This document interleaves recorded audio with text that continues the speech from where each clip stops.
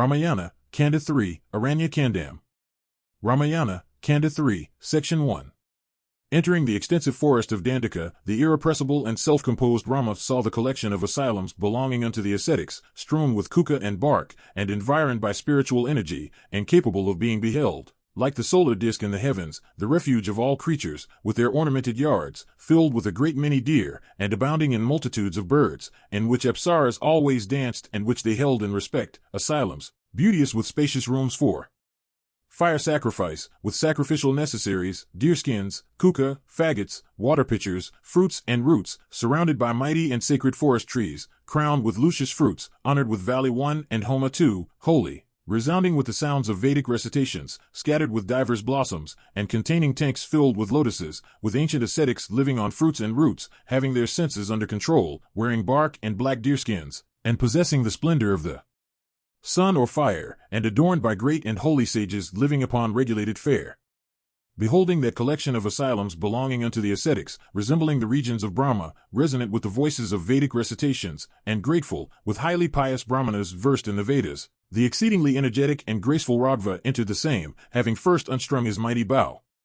Thereupon, seeing the righteous Rama resembling the moon risen, as well as Lakshmana and the illustrious Vaidehi, those Maharshis endued with spiritual intuition, came forward to meet the incomers, and, having uttered benedictions, those persons of rigid vows received them. And those dwellers of the wood, struck with wonder, beheld Rama's tender grace and loveliness and elegance of dress.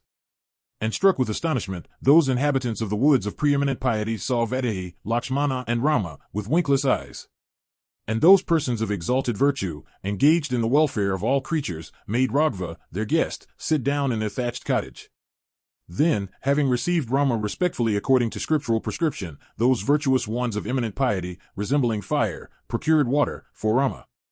And, experiencing great delight, those high-souled ones, uttering benedictions, procured wild fruits, flowers and roots, and, having assigned an asylum unto Rama, those persons cognizant of righteousness, said with joined hands, possessed of high fame, Thou, the protector of righteousness, art the refuge of these people. Thou shouldst be honored and worshipped, being their king, holding the rod, and their superior. O Raghava, it is because he that governs his subjects is a fourth part of Indra himself, that the king, being bowed down unto by all, enjoys the choicest things. And we, being in thy dominions, ought to be protected by thee. Whether living in the city or in the woods, thou, Lord of men, art our sovereign. We have renounced chastising others, and, O monarch, we have conquered our anger and subdued our passions. Therefore, even as a child in its mother's womb should be protected by her, should we be protected by thee. Having said this, they entertained Raghava, along with Lakshmana, with fruits and roots and flowers and diverse other edibles procurable in the woods. In the same way, other ascetics of accomplished purposes, living lives of integrity, duly pleased that Lord, Rama, resembling Vaisyanara. Ramayana, Kanda 3, Section 2. Having received the homage of the ascetics, Rama about sunrise, having greeted them all, entered into the forest. And Rama, followed by Lakshmana, saw the heart of the forest abounding in various kinds of beasts, ranged by bears and tigers, with its trees and shrubs torn and trampled, its pools turbid, and its birds crying.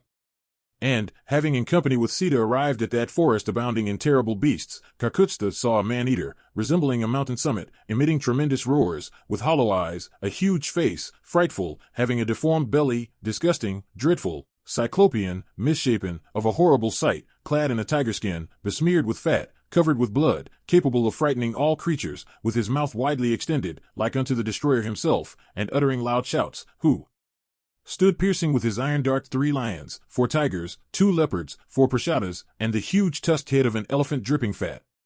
Having seen Rama and Lakshmana, as well as Sita the daughter of Mithila, he growing angry, rushed against them, like the destroyer himself rushing against creatures at the universal dissolution. Uttering a dreadful yell, and, as if making the earth tremble, he took Vaidehi on his waist, and, going a little distance, said, O ye wearing bark and matted locks, O ye of feeble strength, that accompanied by your common wife, have entered the forest of Dandaka, bearing bows and arrows and scimitars, why, being ascetics, do ye wish to associate with a single woman, ye wicked wretches, ye impious wights, who are ye that bring disgrace upon ascetics? I am a Rakshasa, Virata by name. This forest is my fastness. Accoutred in arms, I range, here, feeding on the flesh of ascetics. This transcendently beauteous one shall be my wife. And in battle I shall drink your blood, wretches that ye are. Hearing the wicked and vaunting speech of the impious Virata, as he said this, Janaka's daughter, Sita, began to tremble from fear, like a plantain tree shaken by the wind.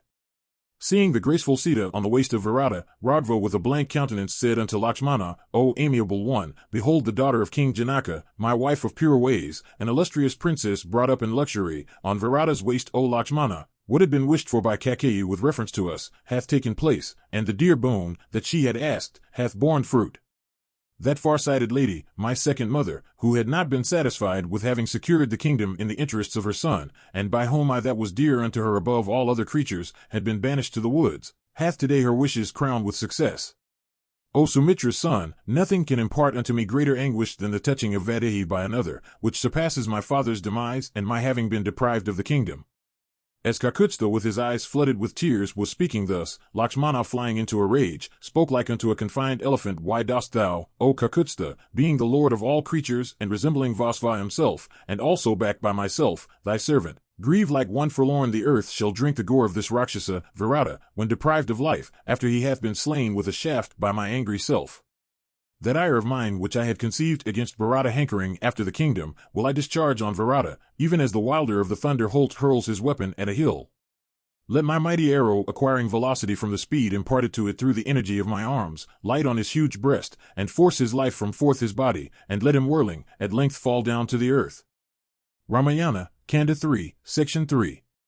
Then Virata again spoke, filling the forest, Do ye tell me who ask you, who are ye and whither are ye going? Thereupon, the highly energetic Rama answered the Rakshasa with a flaming face, when he had thus asked, Rama, that he belonged to the Ikshwaku race.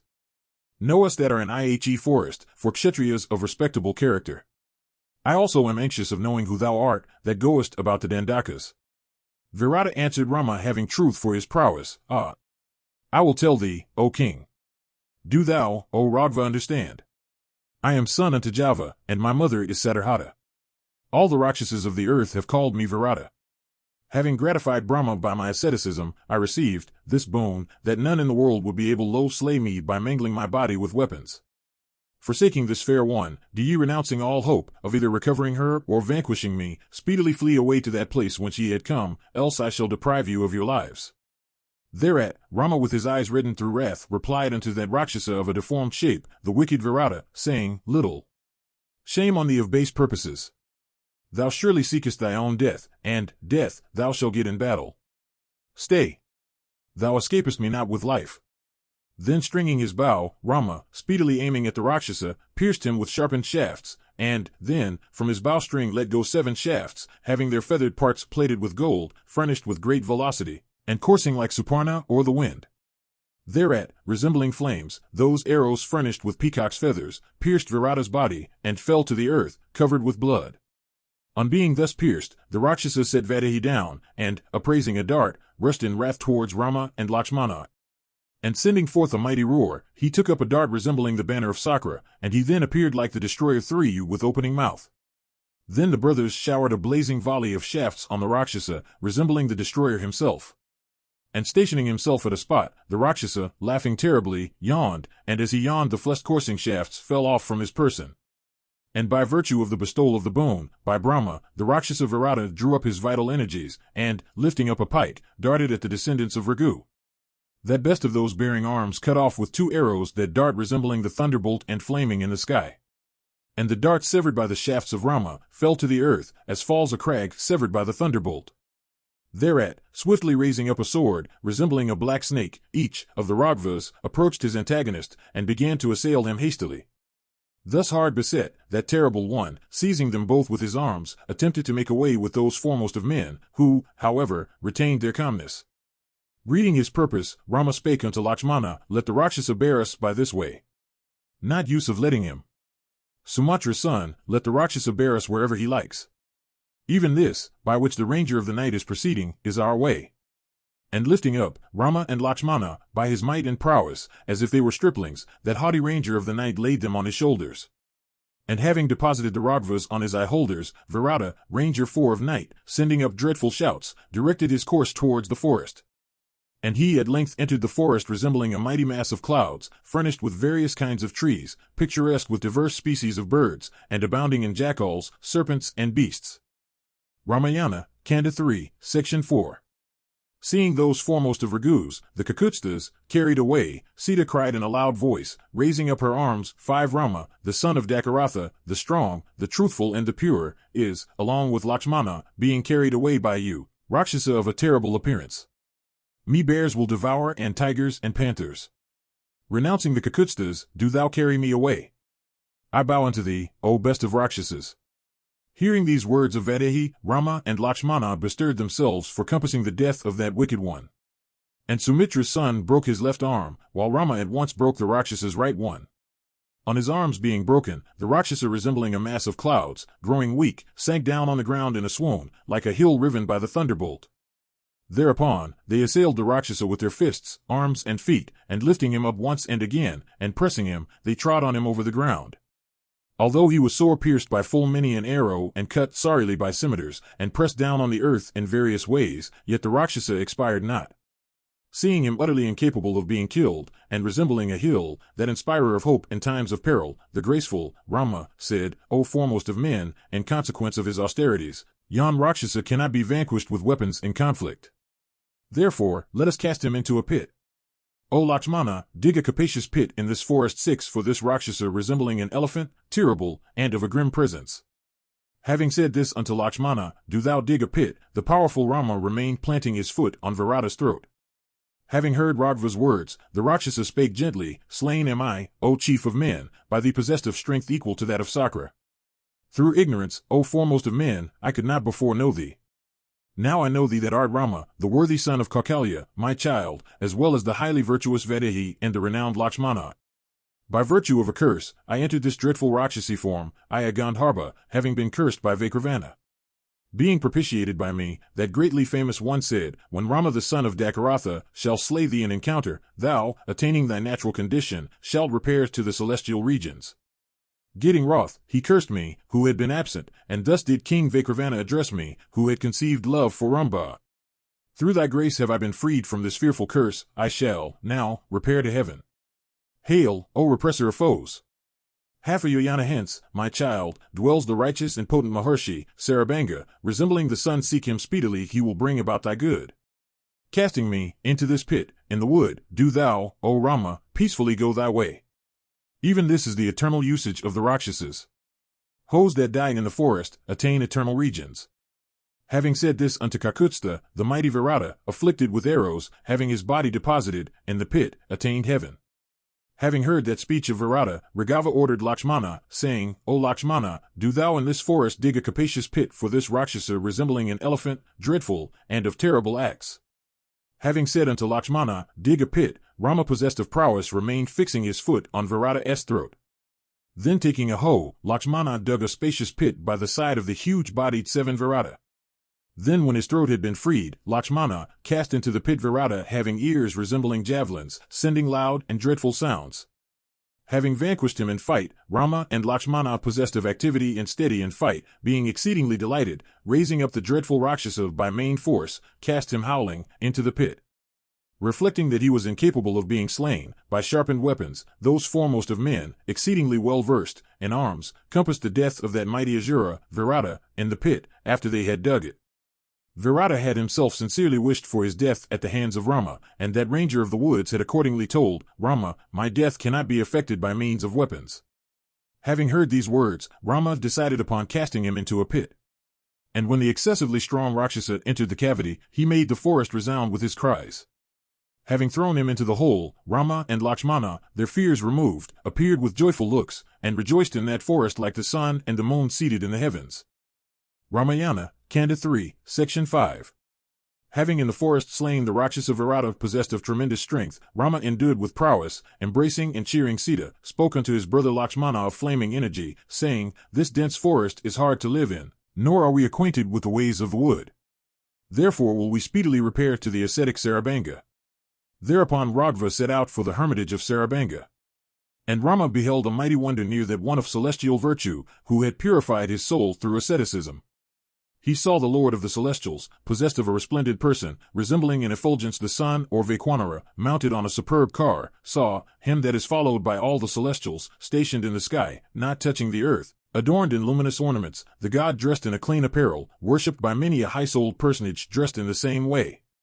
And from a distance, Rama saw the car stationed in the sky yoked with green steeds, resembling the infant sun, and he saw the spotless umbrella possessing the beauty of a mass of white clouds, resembling the lunar disk, and graced with variegated wreaths. And his, Indra's, head was being fanned by two chowries, costly and furnished with golden handles, held by two magnificent damsels, and innumerable Gandharvas and Siddhas and prime sages were hemming the celestials stationed in the welkin. And seeing Sarabanga engaged in converse with Satakratu, Rama said unto Lakshmana the following words. And pointing out the car, Rama showed the wonder unto his brother. Behold, O Lakshmana, yonder car stationed in the sky, splendid, furnished with exceeding grace, wonderful, and seeming as if the sun had fallen from the heavens. The steeds standing in the sky are for certain those of which we had formerly heard as belonging unto Sakra of many sacrifices. And, thou foremost of men, these youths environing, the celestial, by hundreds, wearing earrings, and bearing swords in their hands, are broad of chest, have arms resembling bludgeons in size, and are clad in crimson vesture, like unto tigers incapable of being approached. Over the breasts of all appear chains of blazing sheen, and, O son of Sumitra, their beauty appears that of 25. And even this is the ever-enduring age of the celestials, as these foremost of men of sweet looks appear. O Lakshmana, stay here a while with Vaidehi, so long as I do not gather who it is that is in the effulgent car.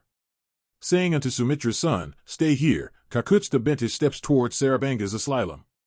And seeing Rama approach, Sachi's lord, taking Sarabanga's permission, addressed the celestials, saying, Rama is coming hither.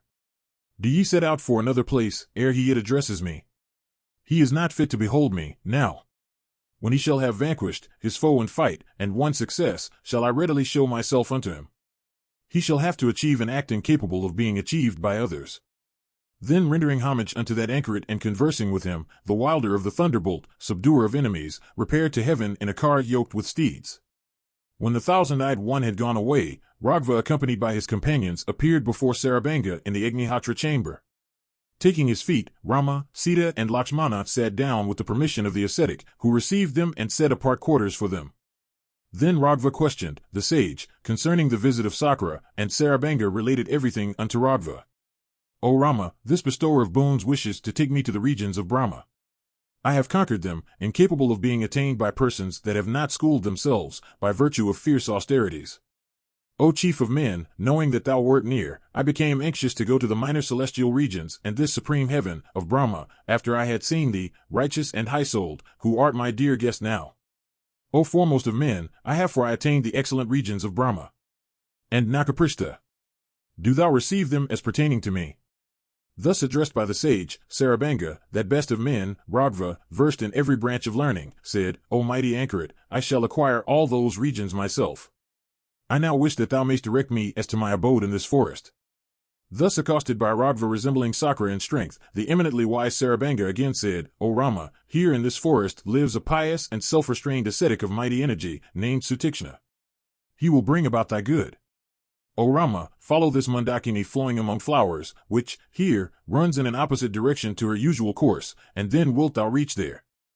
This is thy course, thou best of men. Do thou now, my child, for a space look at me, while I leave off my limbs, even as a serpent renounces its slough.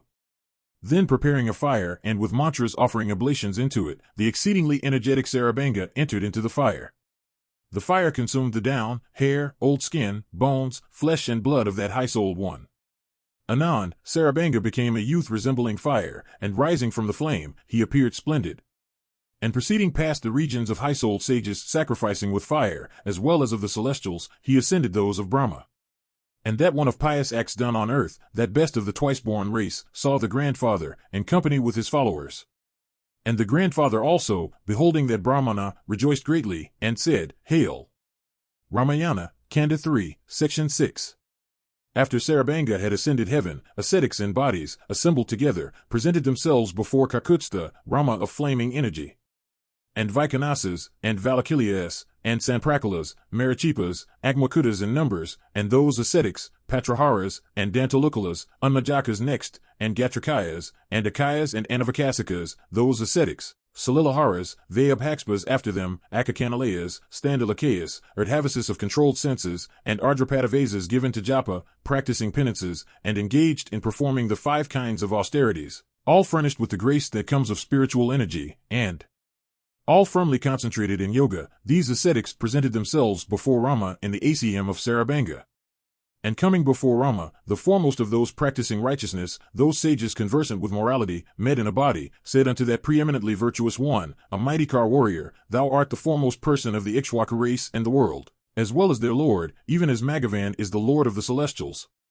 Famous over the three worlds in high worth and prowess, and they are found truth and virtue in profusion and obedience unto the mandate of thy sire.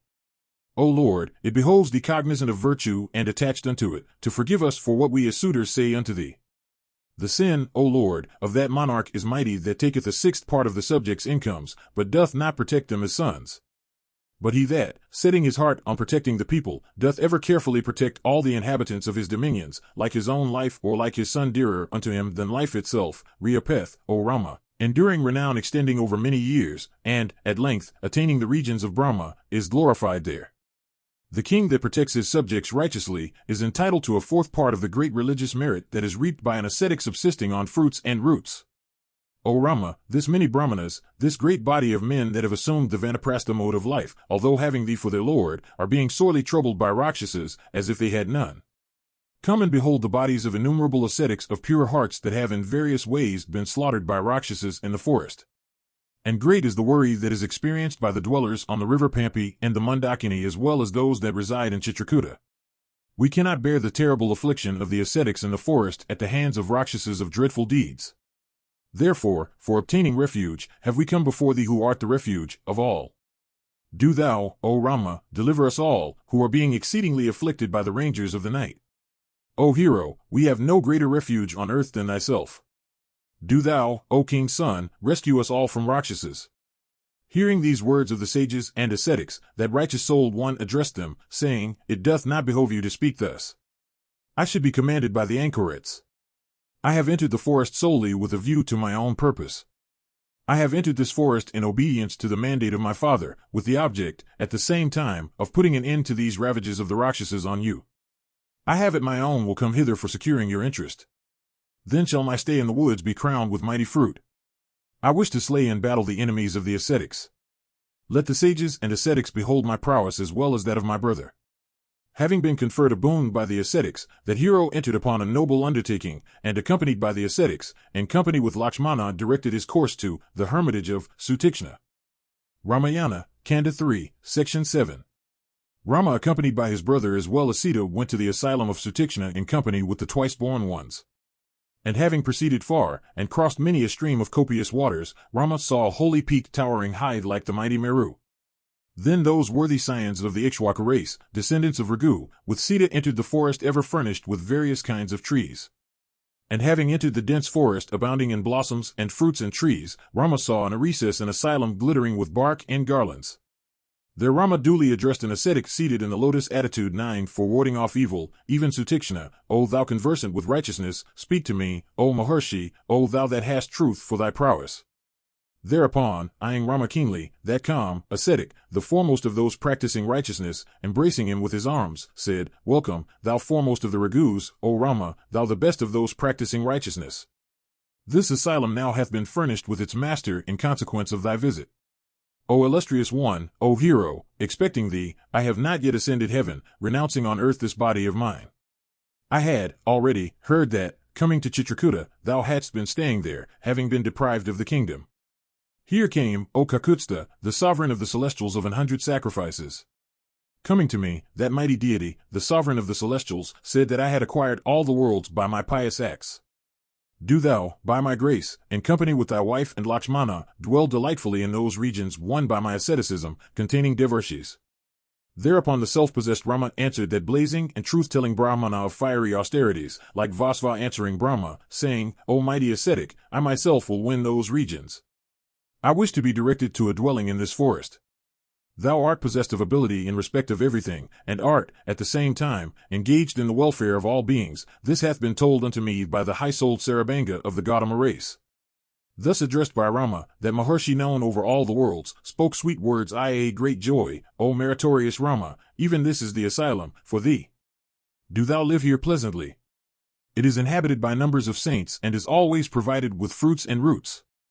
This forest is haunted by herds of deer that range here without doing harm to anyone, although they possess great energy, and go away, having bewitched people, by their beauty.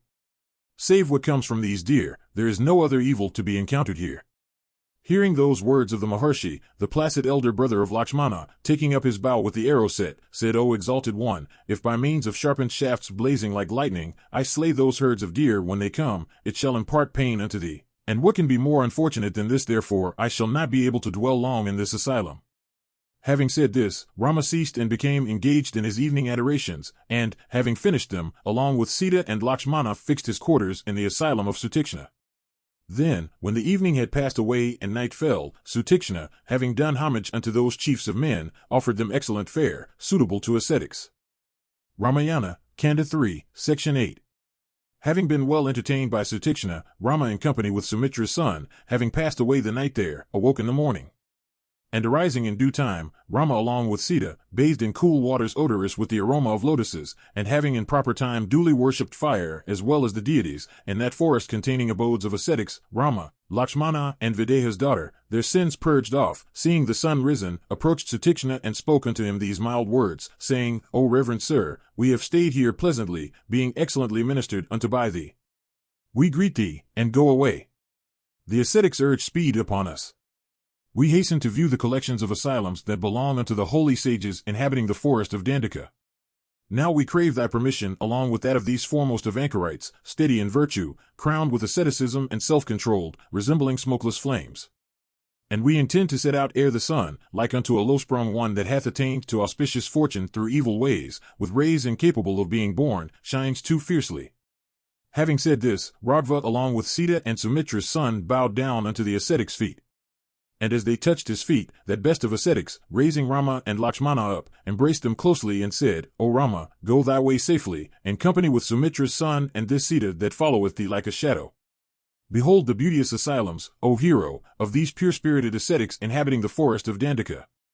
Thou wilt see blossoming woods garnished with fruits and roots, containing goodly deer, and mild-feathered tribes, tanks and pools laughing with blown lotuses, containing pleasant waters, and abounding in karandavas, charming mountain springs, and romantic forests picturesque with peacocks.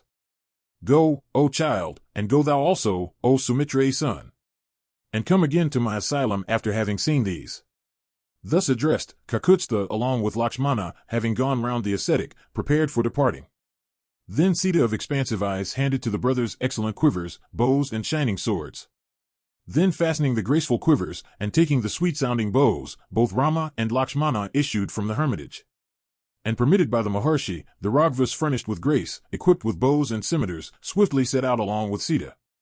Ramayana, Kanda 3, Section 9. When the son of Raghu had set out with Sutikshna's permission, Sita addressed him in affectionate words and convincing speech, saying, Although thou art great and followest the narrow way of righteousness, yet thou art on the eve of entering into unrighteousness. But thou couldst by refraining from action, eschew this unrighteousness that springs from an evil begot of desire. This evil begot of desire is threefold. One prominent evil is falsehood, and both the others are of weightier significance, association with others' wives, and vindictiveness without any basis of hostility.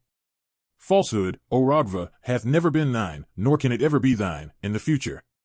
Nor yet, O foremost of men, canst thou ever even in fancy be guilty of going after others' wives, which meriteth all religious merit. These, O Rama, are by no means in thee.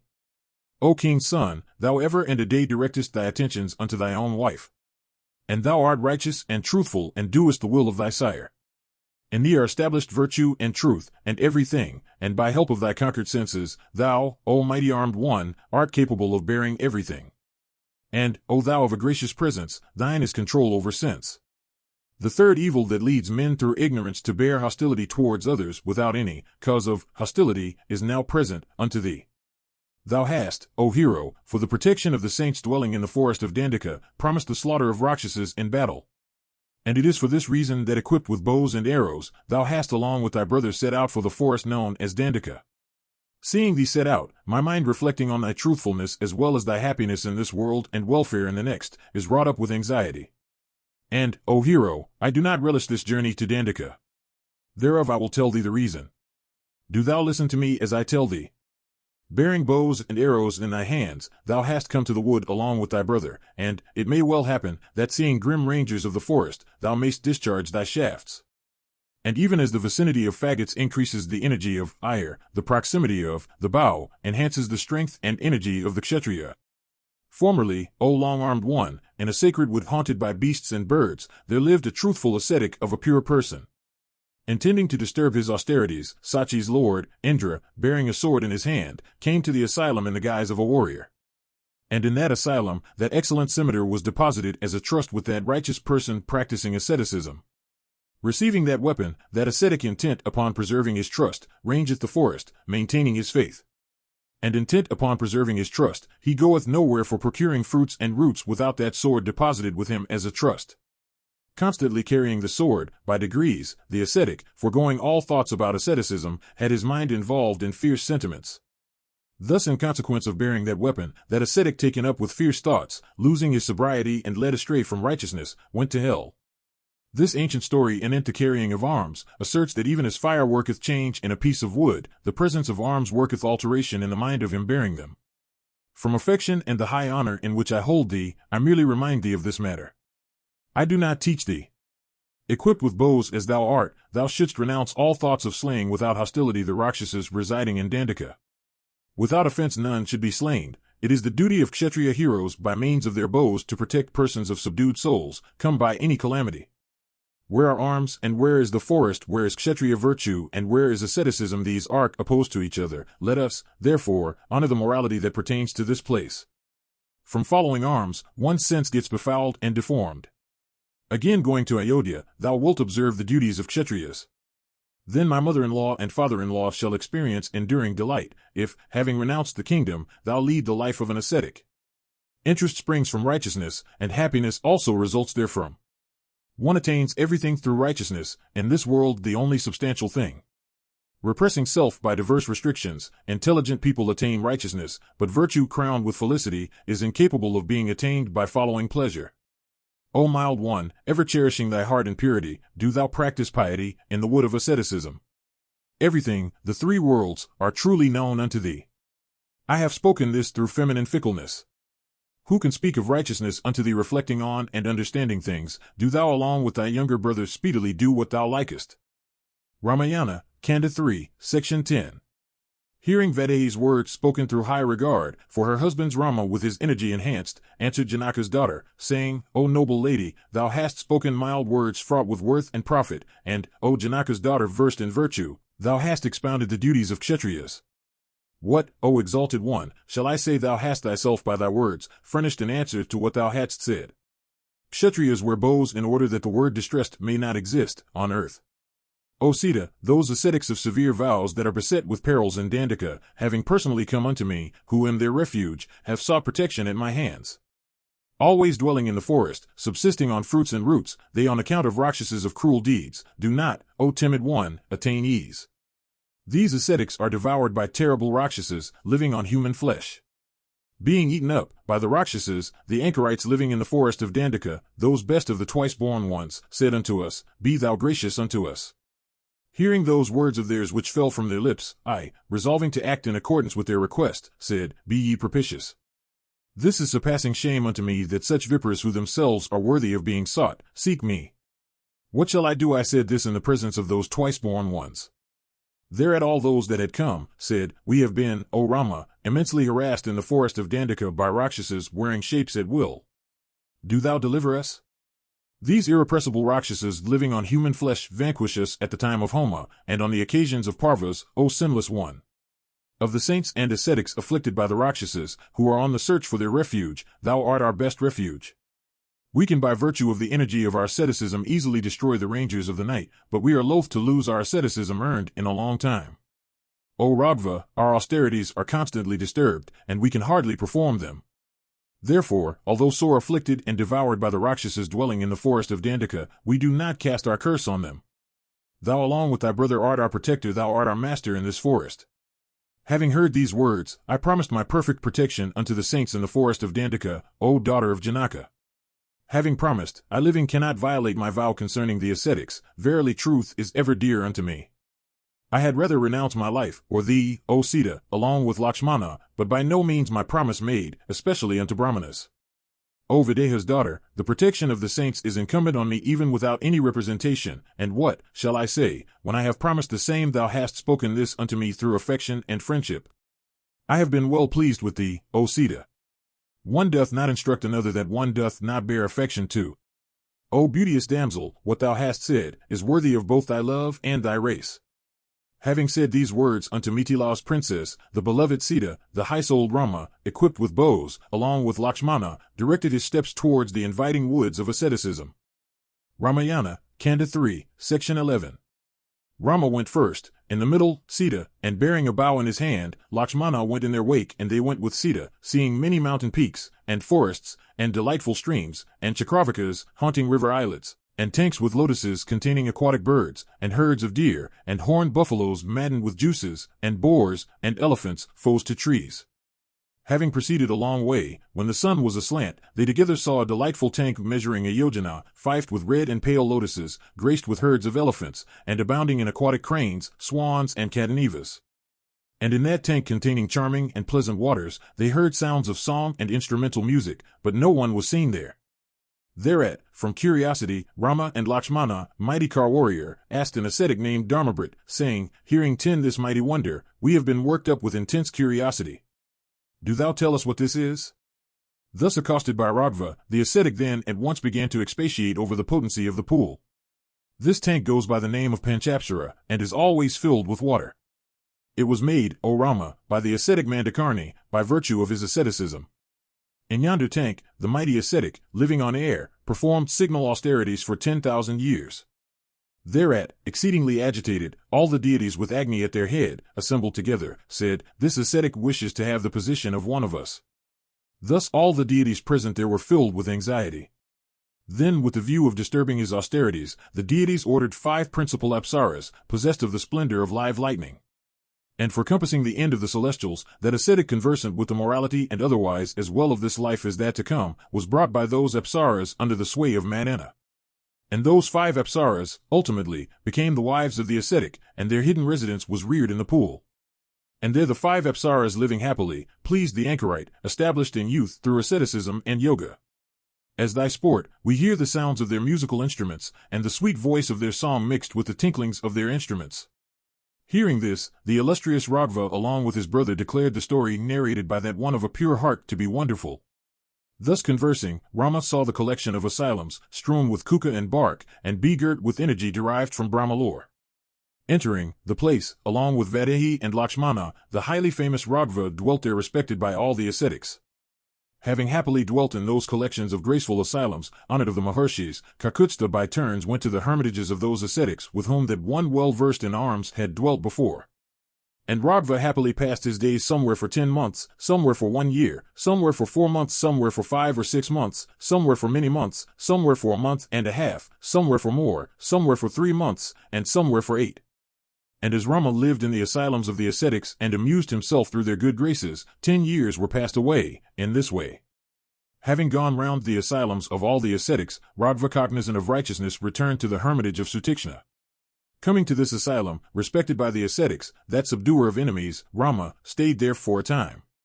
Once upon a time, as Kakutstha dwelling in that asylum was seated, he humbly observed unto that great ascetic, I have always heard from men speaking on the subject that foremost of ascetics, the reverend Agastya, lives in this forest. On account of the vastness of this forest, I do not know that place. Where is the hermitage of that intelligent Maharshi for propitiating that revered one? I, accompanied by my brother and Sita, will go to Agastya for paying our respects unto the ascetic.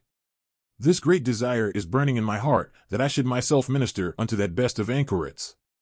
Hearing these words of the righteous-souled Rama, Sutikshna, well pleased, answered Dakaratha's son, saying, I also am desirous of telling thee this, along with Lakshmana. Repair unto Agastya in company with Sita, O Arskava. By luck thou hast thyself said this unto me as to thy purpose.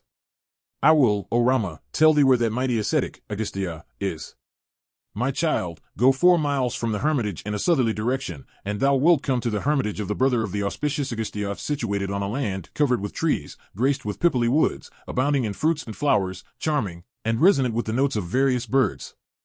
There are many tanks containing delightful waters, swarming with swans and karandavas, and beauteous with chakravakas. Passing a night there, do thou, O Rama, in the morning, taking a southerly course, go by the skirts of the forest tract.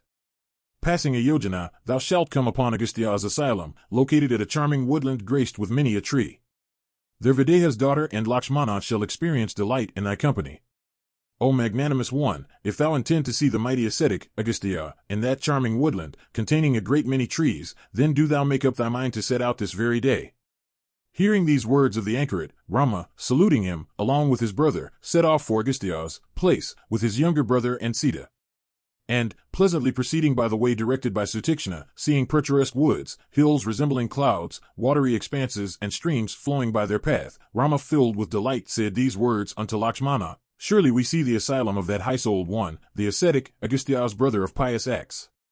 These trees standing by thousands on the way bending beneath the weight of fruits and flowers, here the signs that had been mentioned to me as belonging to this wood. And from the wood is wafted by the wind the pungent odor of ripe papalis. And here and there are found heaps of firewood, and torn darva are seen, of the luster of lapises. And the top of the column of smoke belonging unto the fire lit in the asylum in this wood, appears like the peak of a dark mountain.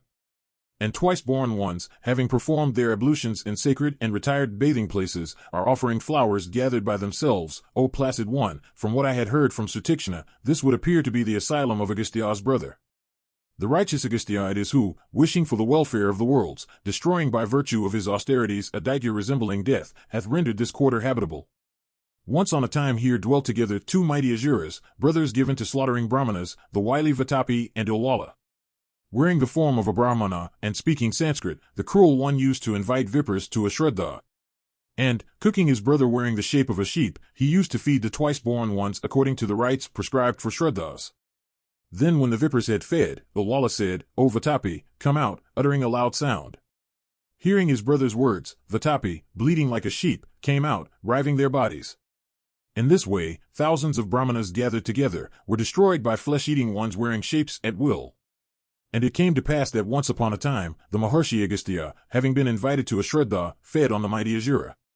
Thereupon uttering, finished and offering water to wash hands with, Ilwala said unto his brother, Come out.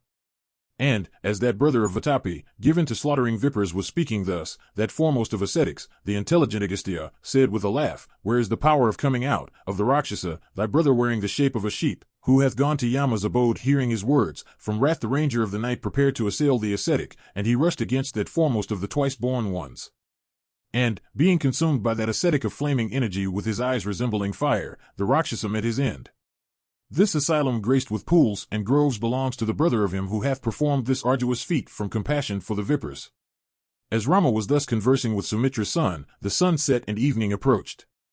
Then, duly performing his afternoon adorations along with his brother, Rama entered the hermitage and saluted the ascetic. Well received by the ascetic, Raghava spent there a night, eating fruits and roots. When the night had passed away, and the solar disk arose, Raghava greeted Agastya's brother, saying, O reverend sir, I salute thee. I have pleasantly passed the night. I greet thee, I shall go to behold my preceptor, thy elder brother. Thereat, on the ascetic saying, Go thou, the descendant of Raghu went away by the prescribed route.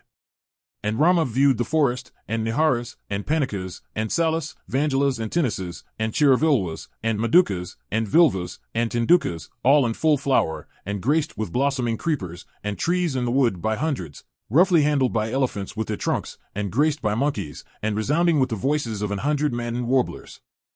Then the lotus-eyed Rama said unto that enhancer of auspiciousness, the heroic Lakshmana, who was by him, and was following him at his back, The leaves of these trees are glossy, and the beasts and birds are mild, even as we had been told.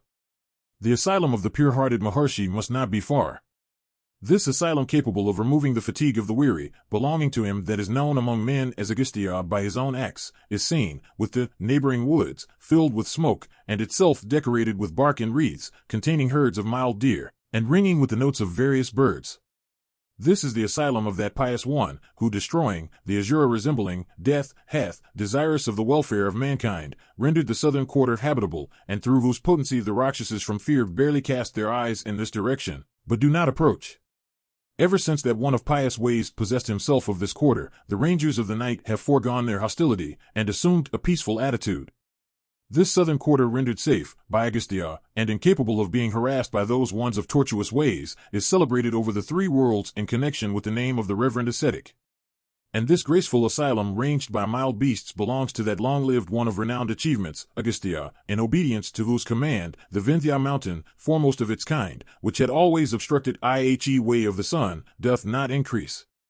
This pious one honored of men, ever engaged in the welfare of the righteous, shall do good unto us, who have come to him. I shall adore the mighty ascetic, Agastya, and, O mild one, O master, here pass away the remainder of the term of my banishment. Here celestials with the Gandharvas, and siddhas and eminent saints, observing restrictions in respect of food, adore Agastya. And the ascetic is such that a liar cannot live here, nor a cunning or a crafty person, nor a wicked wight, nor one that is given to unrighteousness. And adoring righteousness, celestials, and yikshas, and nagas, and birds, live here restricting their fare. And high-souled siddhas and eminent saints, renouncing their bodies, repair to celestial regions in cars resembling the sun. And adored by auspicious individuals, the deities here confer on them the states of yikshas and celestials, and divers kingdoms. O Sumitra's son, entering the asylum before us, do thou announce unto the saints that I along with Sita have arrived here. Ramayana, Kanda 3, Section 12. Having entered the asylum, Raghava's younger brother, Lakshmana, coming to a disciple of Agastya, spoke unto him, saying, There was a king, named Dakaratha. His eldest son, the strong Rama, hath come to this asylum, along with his wife, Sita, foreseeing the ascetic, named Lakshmana. I am his younger brother, obedient and devoted to him. Thou mayst have heard of it. Having entered this horrid forest, in consonance with the mandate of our sire, we desire to see the Reverend One. Tell this unto him. Hearing Lakshmana's words, that ascetic, saying, So be it, entered the chamber of the sacrificial fire, for the purpose of communicating the news unto Agastya. Entering in, Agastya's beloved disciple, with joined hands, communicated unto that foremost of ascetics, incapable of being repressed, 11 exactly what Lakshmana had told him, foreseeing the Reverend One, and serving him as well. Those subduers of their foes, Dakaratha's sons, Rama and Lakshmana, accompanied by Sita, have entered this asylum. It now behoves thee to command what is to be done next. Hearing from his disciple that Rama had come along with Lakshmana and the highly virtuous Vaidehi, Agastya said, By luck it is that after a long time, Rama hath come to see me. I had mentally wished for his arrival. Go thou, and let Rama, having been respectfully received, come before me. Why hast thou not brought him thyself? Thus addressed by the high-souled and righteous ascetic, the disciple saluting him, with joined hands, said, So be it. Then issuing out, the disciple said unto Lakshmana, Where is Rama? Let him come and enter in. Thereat, going to the asylum in company with the disciple of Agastya, Lakshmana showed unto him Kakutstha and the daughter of Janaka, Sita. Then joyfully communicating unto Rama the words of the Reverend One, the disciple of Agastya, duly took in that one worthy of being honored. And seeing the asylum teeming with mild deer, Rama entered in with Lakshmana and Sita. And there Rama beheld the place of Brahma, and that of Agni, that of Vishnu, and that of the great Indra, the place of Vivasvat, and that of Soma, and that of Bhaga, and that of Dada and Vidhata, and that of Vayu, and that of the high-souled Varuna having the noose in his hand, and that of Gayatri, and that of the Vasus, and that of the monarch of the Nagas, and that of Garuda, and that of Kartikeya, and that of Dharma. And it came to pass that, surrounded by his disciples, the ascetic came before Rama. And Rama saw that one of flaming energy at the head of the ascetics, and the hero said unto Lakshmana, Enhancer of auspiciousness, O Lakshmana, the revered saint, Agastya, is coming out. I recognize that mass of asceticism by a certain kind of majesty that characterizes him. Having said this touching Agastya of the splendor of the sun, that son of Ragu took hold of his feet. Then, having paid him homage, Rama with joined hands stood there in company with Videha's daughter, Sita, and Lakshmana. Thereat, embracing Rama and honoring him with water and a seat, and asking him questions anent his welfare, the saint said, Welcome. Offering oblations unto the fire, and presenting aragya unto the guests, and paying them homage, that ascetic entertained them with food in accordance with the Vanasprastha mode of life, and then first sitting down, that foremost of ascetics, the pious Agastya, addressed Rama cognizant of righteousness, staying with joined hands, O Kakutstha, if an ascetic acts otherwise, in respect of a guest, he in the next world feeds on his own flesh, like a false witness. The sovereign of all the worlds, righteous, a mighty car warrior, worthy of being honored and worshipped, thou hast become our beloved guest. Having said this, Agastya, according to his desire, worshipping Ragva with fruits, roots, and flowers, said unto him, O foremost of men, this mighty, celestial bow belonging unto Vishnu, and constructed by Vikwakarma, and this best of arrows, named Brahmadatta, infallible and resembling the sun, and this inexhaustible couple of quivers filled with sharpened shafts, like unto flaming fire, were granted unto me by the mighty Indra. And here is this mighty golden scabbard, and this sword decked in gold. Having, O Rama, slain the mighty Asuras with this bow, Vishnu in days of yore in battle secured the effulgent fortune of the celestials. O bestower of honor, do thou for securing victory, take this bow, these quivers, this arrow, and this scimitar, like the holder of the thunderbolt, taking the same. Having said this, that highly energetic one, the reverend Agastya, consigning unto Rama all those weapons, again said. Ramayana, Kanda 3, Section 13. Rama, I am pleased with thee, good betide thee. And, O Lakshmana, I am gratified by thee. Ye are in trouble in consequence of the great fatigue that ye have undergone on the way. And Janaka's daughter, the noble Maithili, is evidently eager for rest. Of tender years and unknown to hardship, she hath come to the forest rife with troubles, being urged by the love she bears unto her lord.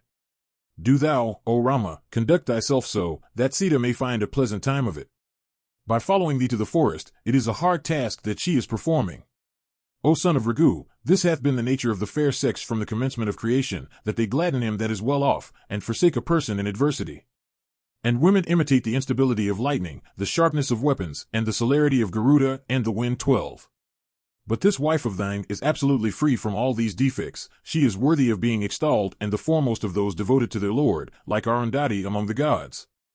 This region, O Rama, will be adorned, since, O subduer of enemies, thou along with Vaidehi and Sumitra's son, wilt dwell here. Thus addressed by the ascetic, Ragva, joining his hands, humbly observed unto that saint resembling flaming fire, blessed and beholden am I, since the foremost of ascetics is gratified with my merits as well as with those of my brother and wife. Do thou now direct me to a country well watered, and abounding in woods, where rearing an asylum, I may dwell delightfully and pleasantly. Hearing Rama's words, that best of ascetics, reflecting for a while, spoke these excellent words, 2 yojanas hence, my child, is a region abounding in fruits and roots, containing countless deer, and beautiful, known by the name of Panchavati. Repairing thither, do thou, rearing an asylum, pass thy time pleasantly in company with Sumitra's son, duly doing the mandate of thy sire. O sinless one, all this news relating to thyself, has from affection been known to me through the potency of my asceticism, as also that relating to Dakaratha. Although thou hast promised to dwell with me in this ascetic grove, yet by virtue of my asceticism I know the desire that is in thy heart. I therefore tell thee, repair to Panchavati. That is a charming woodland, and there Mithila's daughter shall dwell with delight. And that tract is worthy of all praise, and, O Ragva, it is not distant from here, it is in the vicinity of the Godavari. Mithila's daughter shall live there agreeably.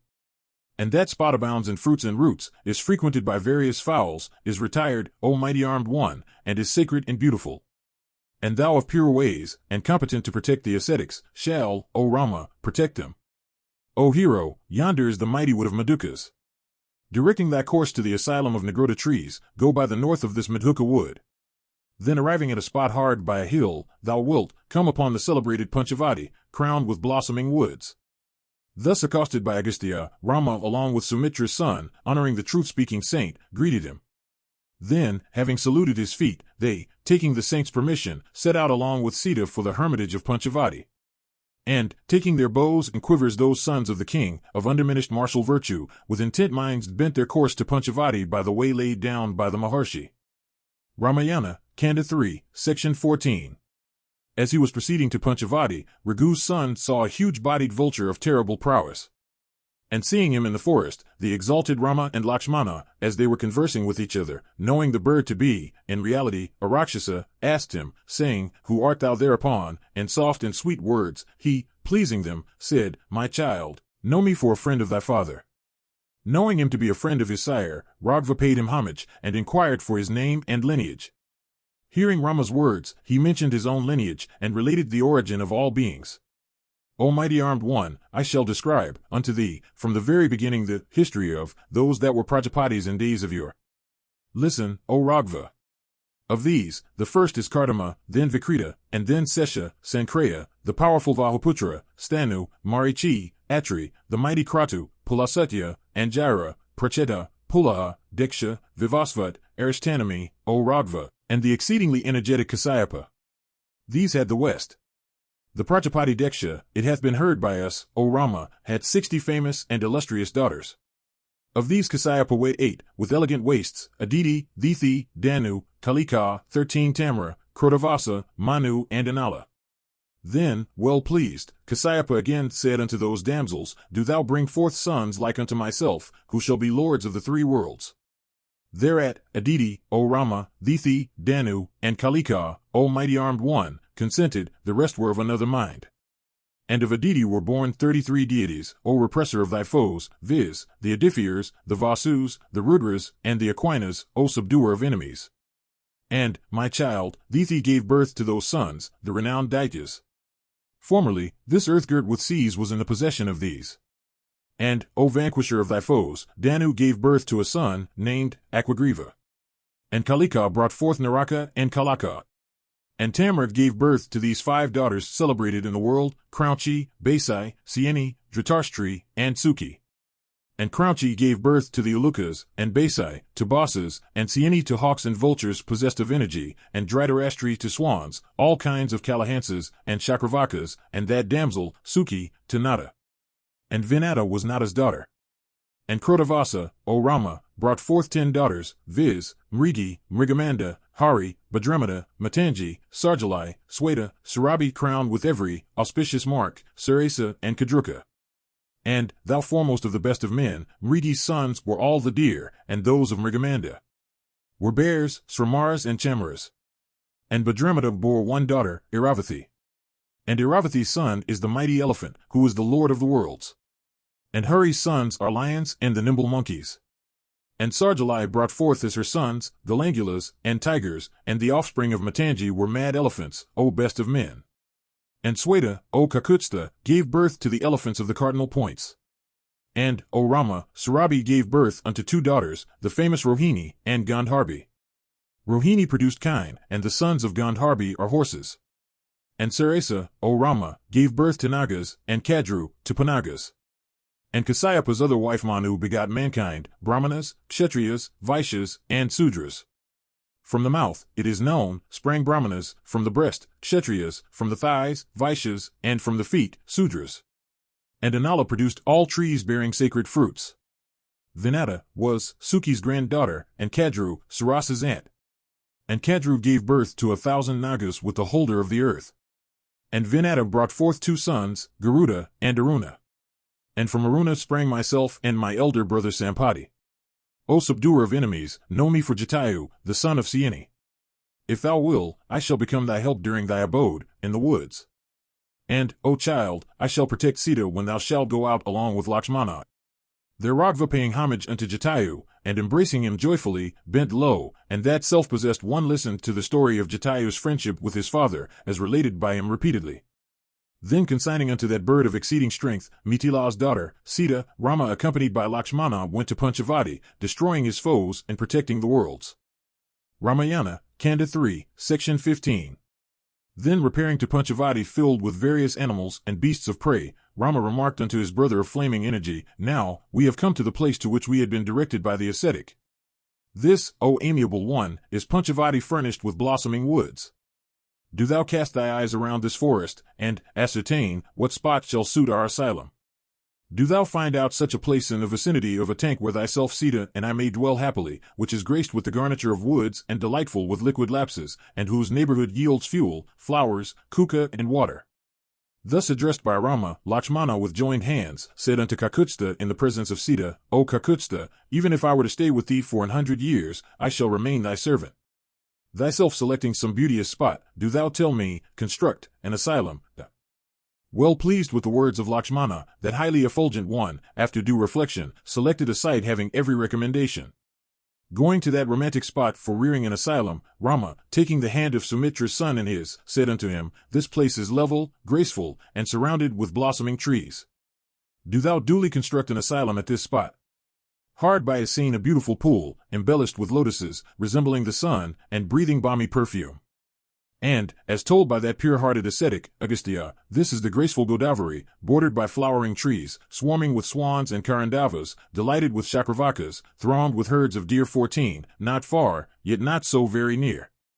And resounding with the cries of peacocks, charming, elevated, containing full many a cave, do thou, O amiable one, behold these hills, covered with trees in full flower, and they are shining like elephants painted with diverse colors by persons with the utmost care, adorned with salus, palmyras, tamalas, dates, panaces, navaras, tinases, and panagas, and covered with mangoes, and thilikas, and katakas, and champakas, and trees entwined by flowers and herbs and plants, and containing cyandanas, sandals, nipas, panaces, lakuchas, davas, aquacarnas, kadiras, samis, kinkukas, and padalas.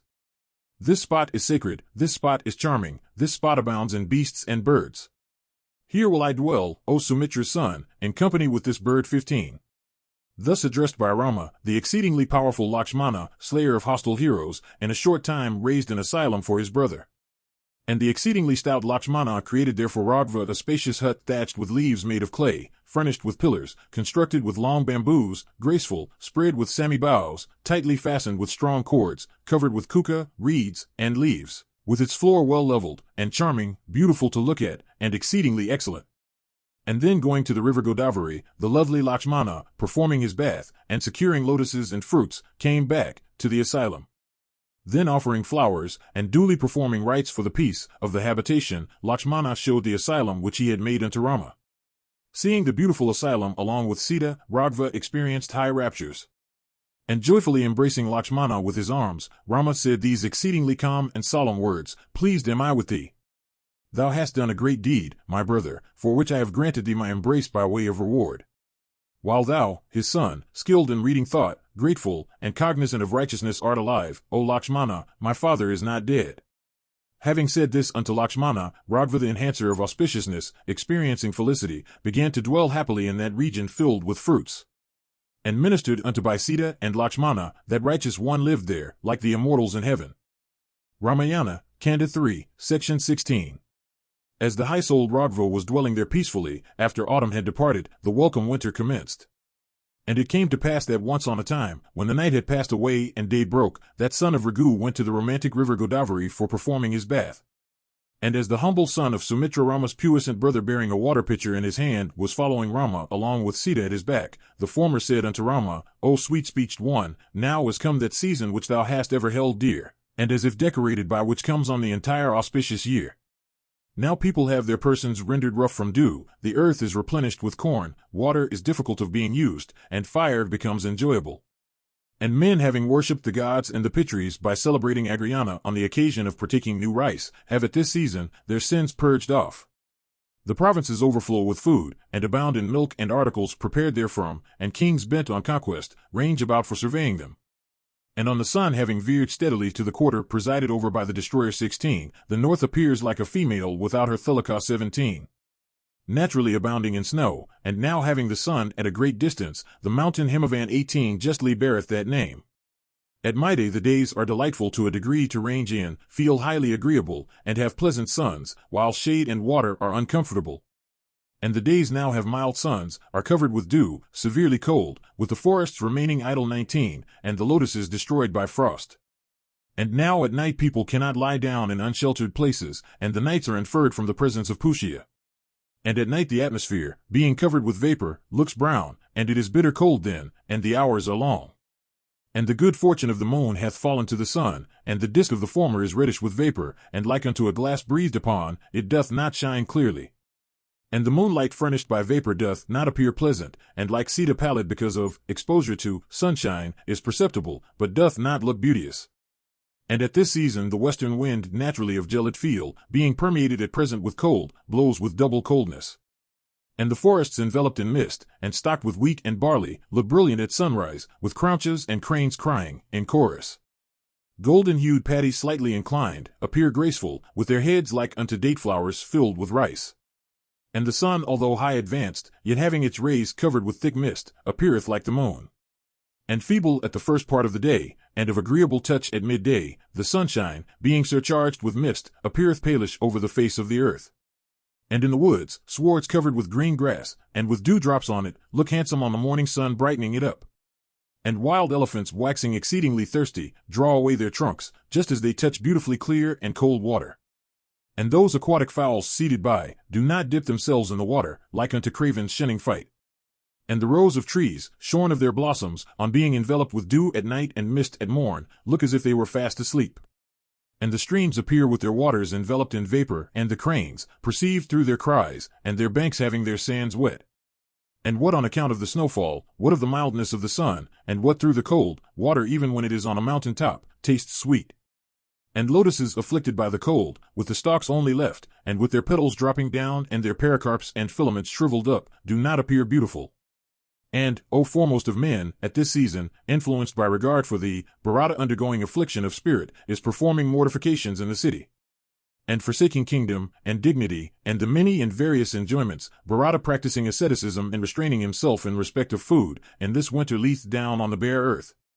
And he also, for certain, at this hour of the day, surrounded by his subjects, daily wendeth to the river Sarayu for performing his ablutions.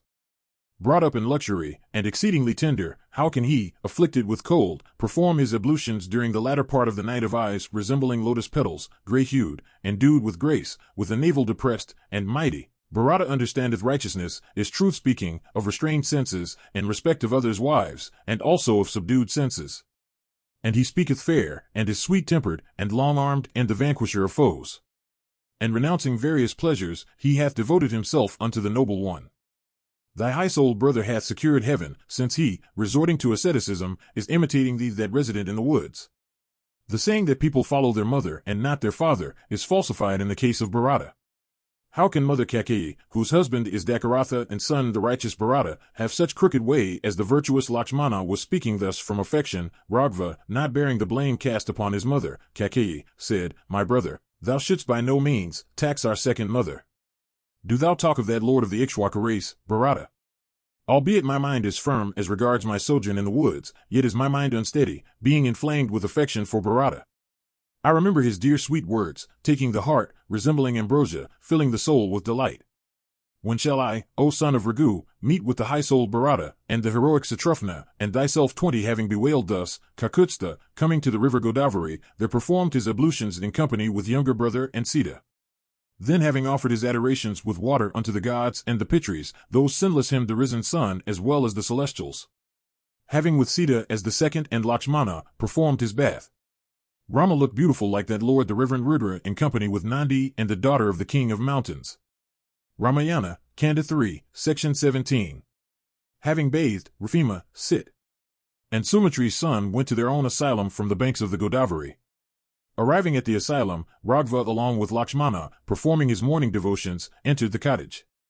And honored of the Maharshis Rama happily dwelt in that cottage, and seated with Sita that mighty armed one looked like the moon in conjunction with Chitra. And he carried on various converse with his brother Lakshmana. As Rama was thus seated with his mind engrossed in that talk, a Rakshasi came to that region at her will. And that one named Surpanaka, sister unto the 10-necked Rakshasa, coming upon Rama, saw him like a celestial, having a leonine chest, mighty arms, and expansive eyes resembling lotus leaves, with the powerful gait of the elephant, wearing a head of matted locks, with a resplendent countenance, bearing regal marks. And beholding Rama dark blue like the lotus, and becoming like Kandarp himself, and resembling Indra, the Rakshasi was maddened with desire. Rama was graced with a beauteous countenance, that Rakshas had a hideous face, Rama had a slender waist, she had a huge abdomen, he had expansive eyes, she had terrible eyes, he was gifted with an elegant head of hair, she had coppery hair. Rama was of a dear presence, she was of an unsightly presence, Rama had a sonorous voice, she had a hideous voice, Rama was youthful, the Rakshasi was an old hag, Rama had mellifluous accents, she had harsh accents, Rama was ever abiding by justice, she was unruly, Rama was handsome, she was ugly. That Rakshasi being wrought up with passion addressed Rama, saying, wearing matted locks, and equipped with bows and arrows, Why hast thou along with thy wife come to this region haunted by Rakshasas? It behoveth thee to say what the object of thy visit is. Thus accosted by the Rakshasi, Surpanaka, that subduer of his foes from sincerity of disposition, began to relate everything. There was a king named Dakaratha endued with the prowess of a celestial. I am his eldest son, known among men by the name of Rama. This is my younger brother, named Lakshmana, ever serving me. This is my wife, known by the name of Sita. Commanded by my father and mother, I, in obedience to their mandate, desirous of acquiring religious merits, have for the purpose of securing righteousness, come to this forest for dwelling here. I also am anxious to know thee. Whose daughter art thou, and what is thy name, and what is thy lineage possessed of a captivating form? Thou appearest to me as a Rakshasi. Tell me truly why thou hast come here. Hearing these words, the Rakshasi, afflicted with lust, said, Listen, O Rama. I will relate everything truly. I am a Rakshasi, capable of wearing shapes at will. My name is Surpanaka. Striking terror into the hearts of all, I range this forest alone. My brother is named Ravana. 21 Thou mayst have heard of him. And he that is given to long sleep, the mighty Kumbhakarna, the righteous Bibhishana, who never serves the Rakshasas, and the brothers Kara and Dashana, renowned in conflict, are also my brothers. Rama, I have surpassed them all in prowess. At first sight of thee, I approach thee, thou best of men, as my husband with feelings of love. I am endued with power, and range about at will by virtue of my strength. Become my husband forever and a day. What wilt thou do with Sita deformed and unsightly? She is not worthy of thee. I am fit for thee. Do thou look upon me as a wife. This unsightly, grim, unchaste, and human one with a lean abdomen will I devour up, along with this brother of thine. Then, having thy wish, in company with me, thou wilt range the Dandakas, surveying the various mountain summits and forests. Thus addressed, Kakutstha, having charming eyes, well skilled in speech, with a smile, began to speak thus. Ramayana, Kanda 3, Section 18. With a smile, Rama jestingly addressed Surpanaka, who had been ensnared in the noose of love, and soft words, saying, Gentle one, I am already wedded, this is my beloved wife. To females like unto thee co-wifehood is exceedingly miserable. This young brother of mine is good-looking, and is of an excellent character, he is graceful, and is still unwived. The powerful one is named Lakshmana. He hath not yet tested the pleasures of a wife's company, and is desirous of having a spouse. And he is youthful and of an inviting presence. He will become a fit husband for thee, considering this thy beauty. O thou of expansive eyes, seek this brother of mine as thy husband, even as the solar beam seeks Meru.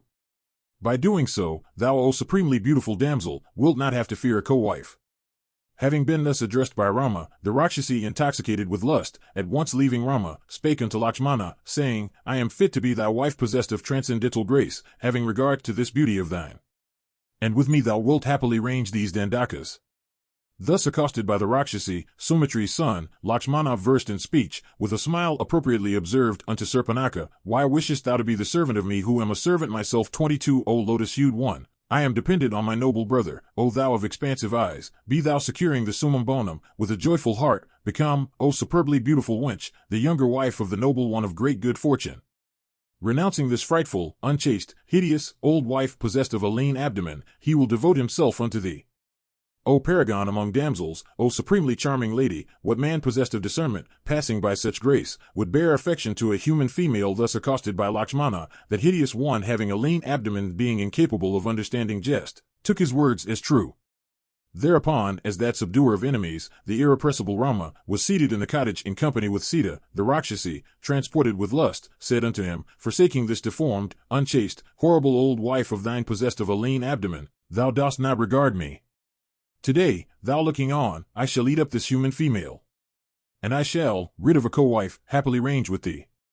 Having said this, even as a mighty meteor striketh Rohini, that one having eyes resembling live coals, waxing exceedingly enraged, rushed towards that damsel, with the eyes of a doe. Thereupon, hindering the Rakshasi resembling the noose of death, as she was rushing on, the mighty Rama, growing wroth, said unto Lakshmana, O Samitri 23, What is the good of jesting with a base and wicked one? No use of doing it. Look, O amiable one, Vadahi 24 is well nigh dead. It behoves thee, O foremost of men, to deform this frightful, unchaste Rakshasi of a huge abdomen, transported with lust. Thus desired the exceedingly strong Lakshmana, fired with wrath, taking out his sword, in the sight of Rama, cut off her nose and ears. Her ears and nose cut off, the terrible Surpanaka, uttering frightful cries, fled amain into the forest whence she had come. And being deformed, and covered with gore, the dreadful Rakshasi sent up many a roar, like clouds rumbling in the rains. And bleeding profusely, the grim-visaged Rakshasi, lifting up her arms, and roaring, entered the mighty forest. Then, having been deformed, the Rakshasi, approaching, her brother of fierce energy, Kara, come to Janasthana, seated surrounded by numbers of Rakshasas, fell down to the earth, even as the thunderbolt bursts from the sky. Then that sister of Kara, bathed in blood, and deprived of her senses through fright, related tale about Rama's arrival at the forest along with Lakshmana and his own wife, as well as the circumstances connected with her being deformed. Ramayana, Kanda 3, Section 19. Seeing his sister deformed, and covered with blood, fallen on the ground, the Rakshasa, Kara, fired with wrath asked her, saying, Arise. Leave off fear and amazement. Tell me plainly by whom thou hast been thus deformed. Who is it that with his finger end hath by way of sport hurt a black venomous snake that was innocent he that coming in contact with thee hath today drunk virulent poison, winding a fatal noose round about his neck, knoweth it not through ignorance. Endowed with strength and prowess, ranging about at will, wearing shapes at pleasure, and resembling the destroyer himself, going to whom hast thou come by this condition, who among the gods, Gandharvas, or creatures, or the high-souled saints is of such mighty energy as to have deformed thee in this world, I do not see him that would do me wrong. Even as a crane afflicted with thirst appropriated milk mixed in water, leaving the latter out, so by means of fleet and life-destroying shafts will I among the immortals take the life of that chastiser of Paka, the thousand-eyed mighty Indra. The frothy blood of whom, having his marrow pierced, by me, and slain by me in battle, doth the earth wish to drink, tearing off flesh from the corpse of whom slain by me in conflict, shall the birds so joyfully feed on it him, whom I shall wrong mightily. Neither the gods, nor the Gandharvas, nor the Pakachas 25, nor the Rakshasas, will be able to rescue in fierce encounter. Recovering by degrees thy sense, it behoves thee to tell me what individual it was of execrable character, who by his prowess hath humbled thee in the forest. Hearing these words of his brother, who was under the influence of extreme rage, Surpanaka, with tears in her eyes, said, tender, and endowed with beauty, possessed of youth and gifted with great strength, with expansive eyes resembling white lotuses, clad in bark and dark deerskins, subsisting on fruits and roots, having their senses under control, leading an ascetic life and a brahmacharya mode of existence, there are two sons of Dakaratha, the brothers Rama and Lakshmana, resembling the sovereign of the Gandharvas and marked with signs betokening royalty. I cannot ascertain whether they be celestials or human beings. And between them I saw there a youthful female furnished with grace, and having a dainty waist, adorned with every kind of ornament. And it is on account of this female that I have, like one unchaste and uncared for, have come by this condition at their hands. Nor I wish in the midst of encounter to drink the frothy blood of that crooked one as well as those two slain, in battle. Let this my prime wish be crowned there with fruition. Her and their blood will I drink in dreadful conflict. As she said this, Kara, wrought up with boundless passion, said, two human beings accoutred in arms, and wearing bark and dark deerskins have in company with a female entered this deep Dandaka forest. Do ye return, after slaying them, as well as that wicked one? And this sister of mine will drink their blood. Ye Rakshasas, even this is my sister's dear desire. Repairing thither, speedily accomplish this, bearing them down by your native might. Seeing those two brothers slain by you, this one, exceedingly rejoiced, will drink their blood in the field. Thus commissioned, those 14 Rakshasas set out there like clouds driven by the winds, accompanied by Surpanaka. Ramayana, Kanda 3, Section 20. Then the grim Surpanaka, coming to Raghuva's asylum, pointed out to the Rakshasas those brothers in company with Sita. And they saw the mighty Rama seated in the cottage in company with Sita, and ministered unto by Lakshmana. And seeing her, as well as the Rakshasas who had come, Rama remarked unto his brother, Lakshmana of flaming energy, saying, O Sumitra's son, do thou for a while guard Sita. I shall slay these that have come to this asylum here. Hearing these words of Rama versed in the knowledge of self, Lakshmana honored his speech by saying, So be it. And the righteous Raghuva strung his mighty bow decked with gold, and addressed the Rakshasas, saying, We that have entered into this untractable forest of Dandaka in company with Sita are the sons of Dakaratha, the brothers, Rama and Lakshmana. Why do you intend to do injury unto us? Subsisting on fruits and roots, having our senses under control, carrying on asceticism and leading a brahmacharya life, we are passing our days in the forest of Dandaka. It is to destroy you, wicked and troublesome, that I equipped with the bow have come here at the desire of the saints. Stay there content, you should not move further. If you have a care for your lives, desist, ye rangers of the night.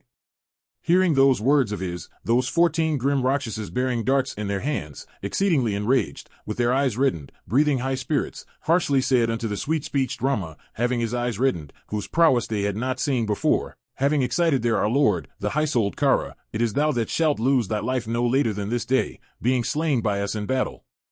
What power hast thou, being one, to stay before us many, in the field? What shall I say of thy coping with us in conflict in consequence of the parigas, darts, and pathifas discharged by our arms? Thou wilt surely lose thy life, along with thy prowess, and this bow which thou praisest with thy hand. Having said this in wrath, those 14 Rakshas uplifting their weapons and daggers rushed towards Rama and discharged darts at the invincible Raghava. Thereupon Kakutstha, by means of shafts decked with gold, cut off those 14 darts of theirs. Seeing this, that exceedingly energetic one, waxing highly enraged, took out 14 Narachas, whetted on stone, resembling the sun. And even as Sadakratu hurls the thunderbolt, Raghava, drawing his bow and taking his aim at the Rakshasas, let go those shafts. And those Rakshasas, their breasts pierced with vehemence, and themselves bathed in blood, fell down to the earth, like snakes dropping down from an ant hill. And with their breasts pierced, they, dripping with blood, deformed and deprived of their lives, lay on the ground like trees whose roots have been severed. Seeing them fallen on the ground, the Rakshasi, beyond herself in wrath, approaching Kara, with her blood a little dried up, again in distressful guise threw herself on the earth, like a plant exuding gum.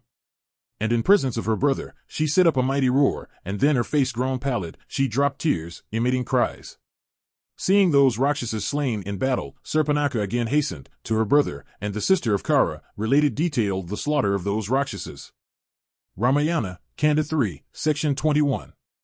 Seeing Surpanaka again lying on the ground, Kara in anger spake out unto that one, who had come to bring on evil, saying, I had but recently commissioned for thy behoof those heroic Rakshasas living on flesh. Why then dost thou again weep, bearing regard and attached unto me, and ever engaged in my welfare? They, assailed by others, are incapable of being slain, nor do they not obey my orders. What can it be I would hear of the occasion owing to which again, crying, O Lord, thou rollest on the earth like a serpent? Why dost thou beweep like one forlorn, while I thy Lord am living? Arise. Arise. Do not fear, cast off thy stupor. Thus addressed, and consoled by Kara, that irrepressible one, wiping her eyes, spoke unto Kara, having had my nose and ears cut off, I had come hither, covered with blood, and thou hadst consoled me. And thou also hadst dispatched 14 heroic Rakshasas, for my behoof, for slaying the terrific Raghava along with Lakshmana. But all those, bearing ill will, towards Rama, bearing darts and pathas in their heads, have been slain in conflict by means of weapons penetrating into the vitals. Seeing those possessed of great speed, in a moment laid low on the ground, as well as, witnessing, Rama's mighty deed, great fear hath taken possession of me. O Ranger of the Night, I am afraid, and agitated, and cast down. I have, at length, found in thee a refuge, seeing fear on all sides. Wilt thou not rescue me, who am sinking in this ocean of grief, having sorrow for its alligators and affright for billows? And these Rakshasas, living on flesh, who had arrived at that place, have been slain by Rama with sharpened shafts. If thou hast any kindness for me as well as those sons of Rakshasas, and, O Ranger of Mght, if thou hast strength and energy to cope with Rama, do thou kill this thorn of the Rakshasas, who hath set up his dwelling in the forest of Dandaka. If thou do not today slay that destroyer of foes, 26 Rama, I shall, banishing shame, give up my life in thy very presence. Meseems, thou backed by thy forces 27 art incapable of staying in battle before Rama in high encounter. Thou plumest thyself on being a hero, but art really none such. Prowess hath been falsely attributed unto thee. Go off from Janasthana without delay, along with thy friends. O stainer of thy line, do thou in battle slay those foolhardy ones. But if thou fail in slaying those human beings, Rama and Lakshmana, then how canst thou, void of strength and of slender prowess, stay here overcome by the energy of Rama? Thou shalt speedily meet with destruction. Dakaratha's son Rama is endued with energy. His brother is possessed of high vigor, by whom I have come to be deformed. Having thus bewailed long, that Rakshasi, possessed of a spacious abdomen, through sorrow, became bereft of her senses before her brother, and exercised with great grief cried, striking her abdomen with her hands. Ramayana, Kanda 3, Section 22. On being thus taunted by Surpanaka, Kara spoke these sharp words in the midst of the Rakshasas, arising from this thy humiliating censure, my wrath is beyond compare. I cannot bear it, like salt water cast on a sore. From my prowess I count not Rama, who is a human being possessed of a frail life. Him who slain by me shall today in consequence of his misdeed give up existence. Restrain thy tears, and remove thy fear. I shall dispatch Rama along with his brother to the abode of Yama. Thou shalt, O Rakshasi, quaff on the ground the hot blood of Rama of evil life, slain by my axe. Overjoyed on hearing the words that dropped from Kara's mouth, she again through fickleness extolled that foremost of Rakshasas, her brother. At first reprimanded by her and then praised, Kara spoke unto his general, named Dashana, saying, Do thou, O gentle one, array 14,000 of those Rakshasas, gifted with furious vehemence, ever following my wish. who never turn away from the field, who are hued like unto purple clouds, who revel in cruelty, 28, and who are elated, in consequence of their prowess. And thou, gentle one, do thou at once bring my car as well as my bows, and pasty-colored arrows and scimitars, and darts, and various whetted javelins. O thou versed in warfare, for slaying this haughty Rama, I go in the very forefront of the high-souled Palastius. 29. As he said this, Dashana brought his great car hued like the sun, yoked with excellent steeds of various colors. And thereupon in a passion Kara ascended that car resembling a peak of Meru, embellished with burnished gold, furnished with golden wheels, open, having its poles studded with lapises, surrounded with fishes and flowers and trees and stones, and the sun and the moon and gold, and auspicious articles, and swarms of birds, and stars, having streamers and swords, garnished with bells, and yoked with superb coursers. And beholding that mighty army consisting of cars and arms and pennons, Kara as well as Dashana said unto that multitude of Rakshasas, March forth. And then uttering tremendous roars, rushed out with great vehemence 4 and 10,000s of those terrible Rakshasas equipped with clubs and patases and darts and sharpened axes and scimitars and discuses, shining beautifully in their hands, and saktis and dreadful parigas and innumerable bows and maces and mushalas and vajras fearful to behold, griped fast. And those following the will of Kara issued out of Janasthesene. Seeing those Rakshasas of dreadful forms rushing out, Kara's car remaining a little away from the press, proceeded after a short space. Then taking the permission of Kara, the charioteer drove at speed those powerful steeds decked in shining gold. And driven with speed, the car of Kara, slayer of foes, filled all directions with its rattle. And Kara, fired with wrath, and having piercing voice, hastening to destroy his enemy like the destroyer himself, again urged his charioteer with roars, like a mighty cloud showering down stones. Ramayana, Kanda 3, Section 23. As those terrible and inauspicious forces were marching on, a mighty sable cloud with dreadful sounds began to shower down blood. And the steeds yoked to his, Kara's, car, gifted with great celerity, dropped down all of a sudden on the level highways strewn with blossoms. A dark circle bordered with red, resembling that of charcoal, appeared in the vicinity of the sun. And a frightful vulture, having a huge body, approaching the banner, sat upon the upraised golden flagstaff. And beasts and birds having shrill voices, living on flesh, remaining near Janasthana, emitted various dissonant notes. And in the quarter lighted up by the fierce jackals having mighty voices, and dreadful cries presaged evil unto the Rakshasas. And terrific clouds surcharged with water and blood, and resembling elephants with rent temples, enveloped the sky. And a dense darkness appeared, capable of making one's hair stand on end, and no quarter was distinctly visible. And out of season, there appeared evening hued like a cloth soaked in blood. And facing Kara, terrible beasts and birds set up cries. Kankas, Gamayas, and vultures, portending fear, began to cry. Ever inauspicious in war, jackals presaging evil, with their mouths belching forth flame, howled in the face of the forces. And comets, resembling parigas, appeared beside the sun. That mighty planet Swarbanu seized the sun when there was no parva. And the winds blew violently, and the sun was without luster. And when there was no night, stars wearing the sheen of fireflies began to fall. And in the tanks fishes and fowls were inert, and the lotuses were withered. And at that hour the trees were shorn of fruits and flowers, and without wind there arose dusky like clouds. And the parrots uttered wild notes, chichikuchi. And meteors of terrific aspects fell with loud noises. And the earth with her mountains, woods, and forests shook. And as the intelligent Kara was roaring from his car, his left arm shook, and his voice fell, and as he surveyed around, his eyes moistened, and his head ached, yet through ignorance, he did not desist. Witnessing these mighty portents capable of making one's hair stand on end, Kara with a laugh, addressed the whole body of Rakshasas, saying, even as a strong person from prowess counts not a weak one, I do not dwell upon all these mighty portents, dreadful to behold, that have appeared. Even the stars will I bring down from heaven with my sharp shafts, and even death will I engaged, bring to mortality. Without slaying Radva puffed up with pride as well as Lakshmana, by means of sharp weapons, I return not from the conflict. Let that sister of mine, for whom Rama and Lakshmana have had since perverted, attain her desire, by drinking their blood. I had never before met with defeat in conflict. Ye have witnessed it. I do not speak of falsehood. Wrought up with rage, I shall slay and fight the sovereign of the celestials himself, going on his mad Ayodhya, with the thunderbolt in his hand. What shall I say of those two, who are human beings entangled in the noose of death, that mighty army of the Rakshasas, hearing his challenge, experienced boundless enthusiasm. And anxious to see the encounter, there came high-souled saints, and celestials, and Gandharvas, and Siddhas, with the Charanas. And these pious ones assembled, spoke unto one another, welfare unto those cows, and Brahmanas, and those that are prized by the worlds. As the discus-handed Vishnu vanquished the foremost Asuras, may Ragva rout and battle those rangers of the night, the progeny of Pulasatya. And saying this as well as various other things, the supreme saints and the celestials stationed in the sky conceiving curiosity as to the issue of the conflict, beheld the host of those Rakshasas, whose days had been numbered.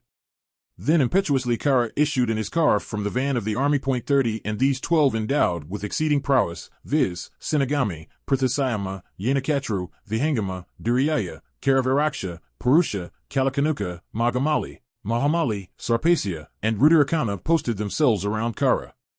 And Mahakapala, Slulaksha, Hramathai, and Trisaras 31, these four going before the forces, went at the back of Dashana. Then as the planets dark towards the sun and moon, that heroic and dreadful army of Rakshasas, eager for victory, suddenly rushed towards the princes with great vehemence. Ramayana, Kanda 3, Section 24. When Kara of fierce prowess had come to the asylum, Rama in company with his brothers saw all those evil prognostics. And beholding those dreadful portents, Rama exceedingly distressed, apprehending some calamity to the Rakshasas, observed unto Lakshmana, O mighty armed one, behold these great presages that have taken place, capable of annihilating all beings, and which have for their object the utter extermination of the Rakshasas. Yonder threatening clouds of asinine sable, showering down blood and uttering loud sounds, are ranging the welkin. And, O discerning one, rejoicing at the prospect of my fight, all these arrows emit smoke, and my bows plated on the back with gold, are restless. Meseems from the noise of the wild birds that impending on us is danger and uncertainty to life. Without doubt, there shall take place a mighty conflict. At this critical time, my arm shaking momentarily, betokens, O hero, victory unto us, and defeat unto the enemy. And thy face appeareth pleasant with a delightful luster. O Lakshmana, the pallid face of those that prepare for conflict, augur shortening of life. We can hear the shouts of the Rakshasas as they roar, as also the blasts of the trumpets of those doomed to be wounded blown by Rakshasas of remorseless deeds. A considerate person that wisheth for his welfare, apprehending peril, should prevent disaster ere it arrives.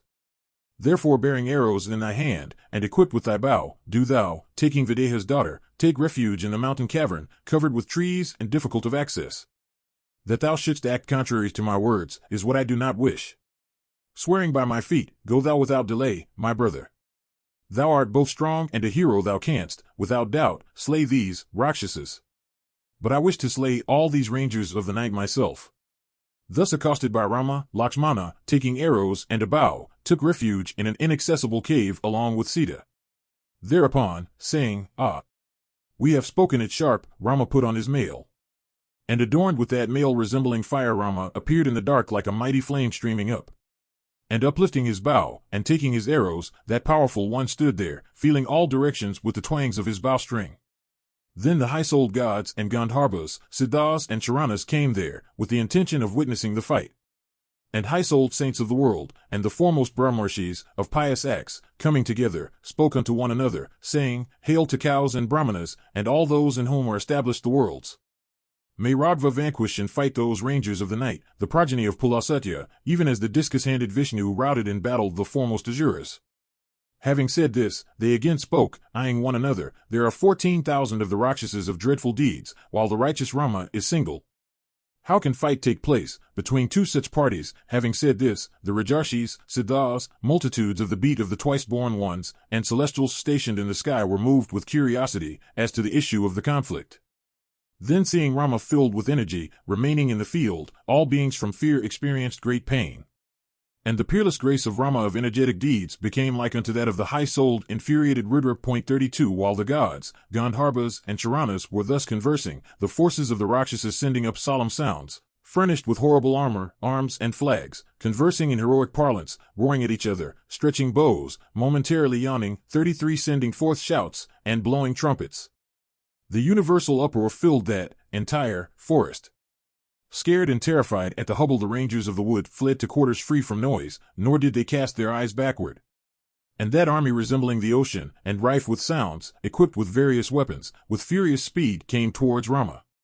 And Rama, also versed in warfare, casting his eyes around, found the forces of Kara ready for fight. 34 Then stretching his dreadful bow, and swiftly taking out shafts, Rama, for compassing the destruction of the entire body of the Rakshasas, waxed furiously enraged. And like unto the flaming fire at the universal dissolution, he, growing wroth, was incapable of being looked at. And seeing him filled with energy, the sylvan deities were extremely pained. 35 And the aspect of the enraged Rama appeared like that of the holder of Pinaka, intent upon destroying Daksha's sacrifice. Furnished with bows and ornaments and cars, and mail-hued like fire, that army of those subsisting on flesh appeared like masses of blue clouds at sunrise. Ramayana, Kanda 3, Section 25. Coming to the asylum, Kara in company with those that went before him, saw that slayer of foes, the enraged Rama, holding his bow. And seeing him, Kara possessing a shrill voice, raising his bow, commanded unto the charioteer to drive towards Rama, drive on. At Kara's command, the charioteer drove the steeds to where the mighty armed Rama stood alone, holding his bow. And seeing him, Kara entered the field, all those rangers of the night, the counselors, uttering mighty shouts, environed him round. And Kara stationed on his car in the midst of Rakshasas appeared like red-bodied one risen in the midst of the stars.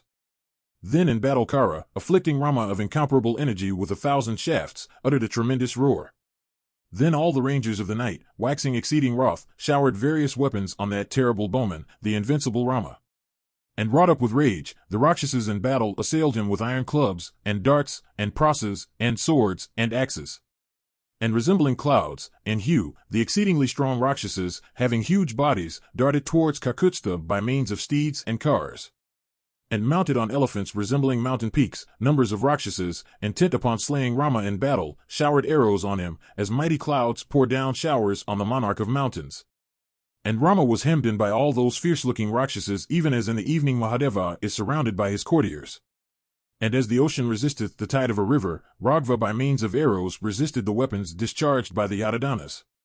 As a mighty mountain, assailed by the thunderbolt, doth not feel pain, Rama, having his person pierced by terrible flaming weapons, did not feel pain. And pierced, and with his person covered with blood, Rama, the descendant of Raghu, resembled the sun enveloped in evening clouds. And seeing him single, surrounded by many thousands, the gods, Gandharvas, Siddhas, and supreme saints became sorrowful. Then Rama, getting enraged, bringing his bow to a circle, discharged sharpened shafts by hundreds and by thousands. And as if in sport, Rama in the conflict shot irresistible shafts, furnished with kanka feathers, and decked with gold, irresistible, capable of inflicting extreme pain, and resembling the noose of death. And sportively discharged by Rama, those arrows deprived the Rakshasas of their lives, like the noose forged by death. And piercing the persons of the Rakshasas, those arrows, soaked in blood, going up to the sky, appeared with the splendor of flaming fire.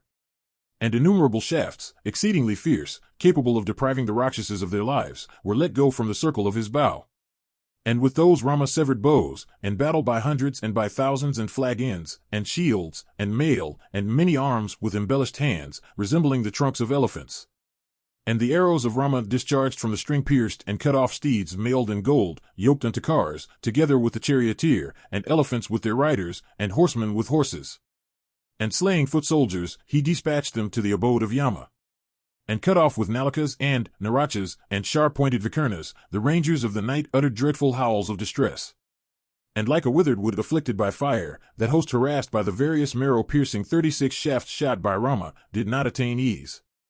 And some heroic rangers of the night possessed of great strength, waxing furious, threw 37 at Rama prasas, and darts and axes. Thereupon resisting by means of shafts those weapons of theirs, the mighty armed Rama endued with prowess, took their lives in the conflict, and cut off the heads of warriors. And having their heads, and shields and bowstrings, severed, they fell as fall on the earth trees thrown down by blasts from the wings of Suparna. 38 Those rangers of the night that remained there, wounded by arrows, and losing heart, fled with speed to Kara, to seek his protection. Thereat, encouraging them, Dashana, taking his bow, ran furiously in high rage against Rama, like the enraged destroyer himself.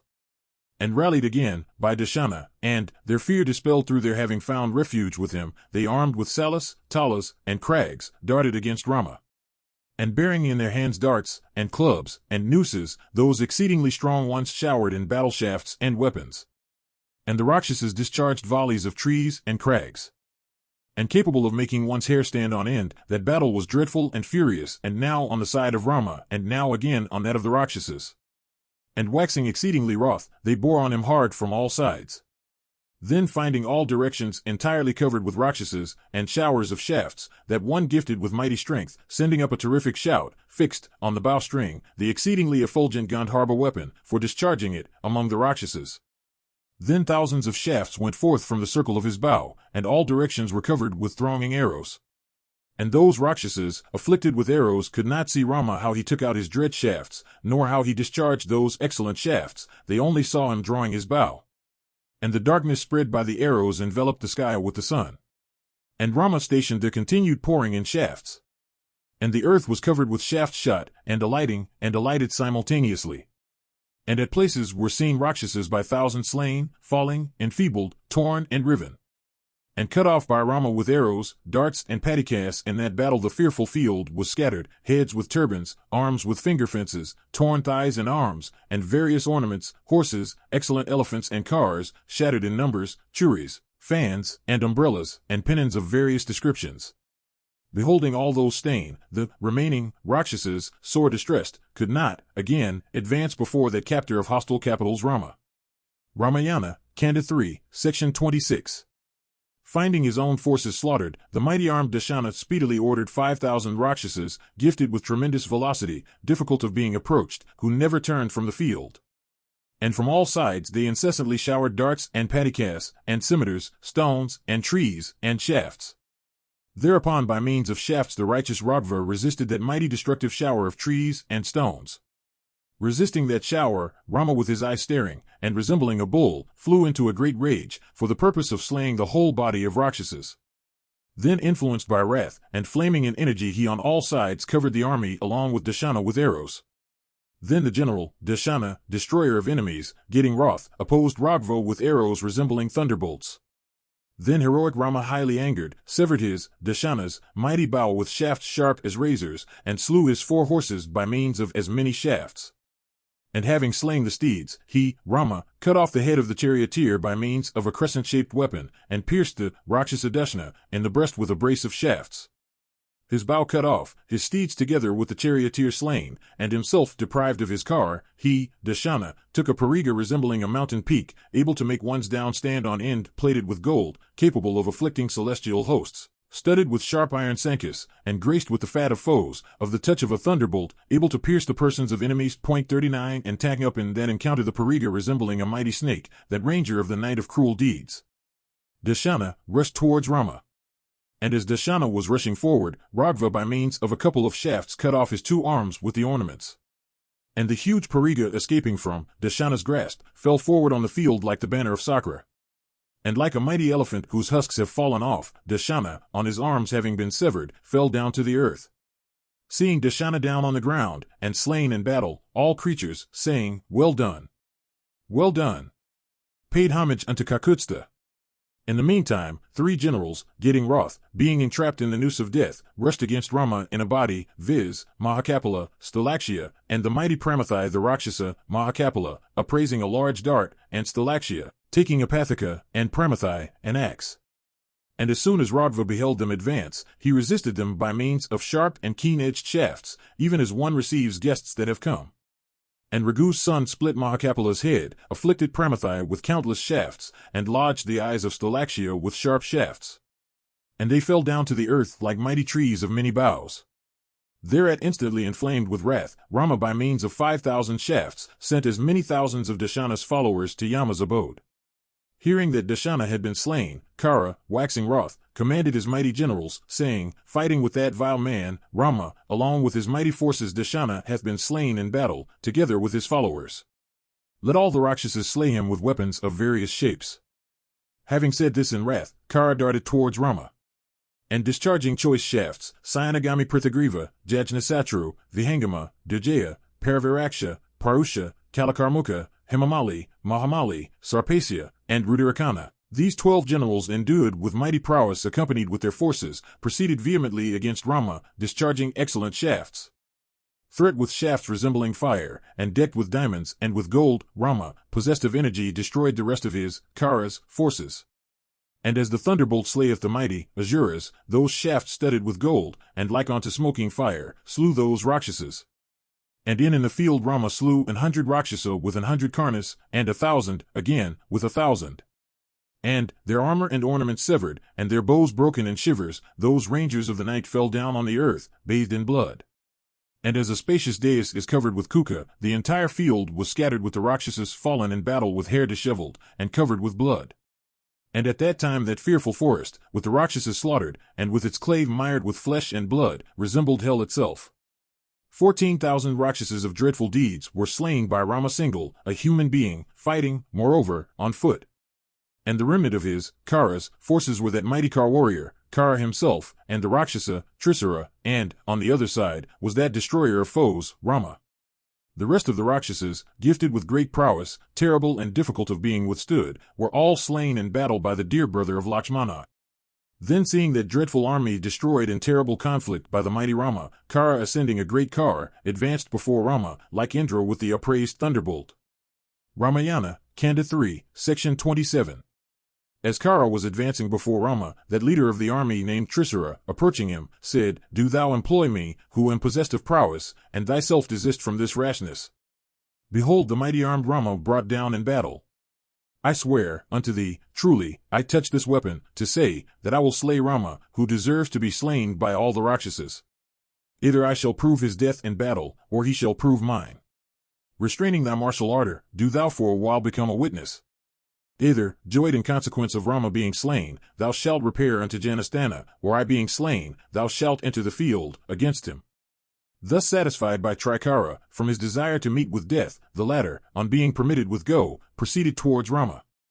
And like a hill with 3 summits, Trisura rushed towards Rama on an effulgent car yoked with steeds. And as a mighty cloud pours down shower, Trisura, discharging volleys of shafts, uttered a roar resembling the sound of a wet kettle drum. And seeing that the Rakshasa Trisura was advancing, Ragva resisted his attack by discharging sharpened shafts. And that encounter of those exceedingly powerful ones, Rama and Trisura, was fierce, like unto that between a lion and an elephant. Then struck on the forehead by a brace of shafts shot by Trisura, the wrathful Rama, enraged, and inflamed with anger, said, Ah! Such is the strength of the heroic Rakshasas. I have been wounded in the forehead with shafts resembling flowers. Do thou also take the arrows shot from my bow. Saying this, Rama, enraged, and influenced by wrath, wounded Trisura in the breast with 14 arrows.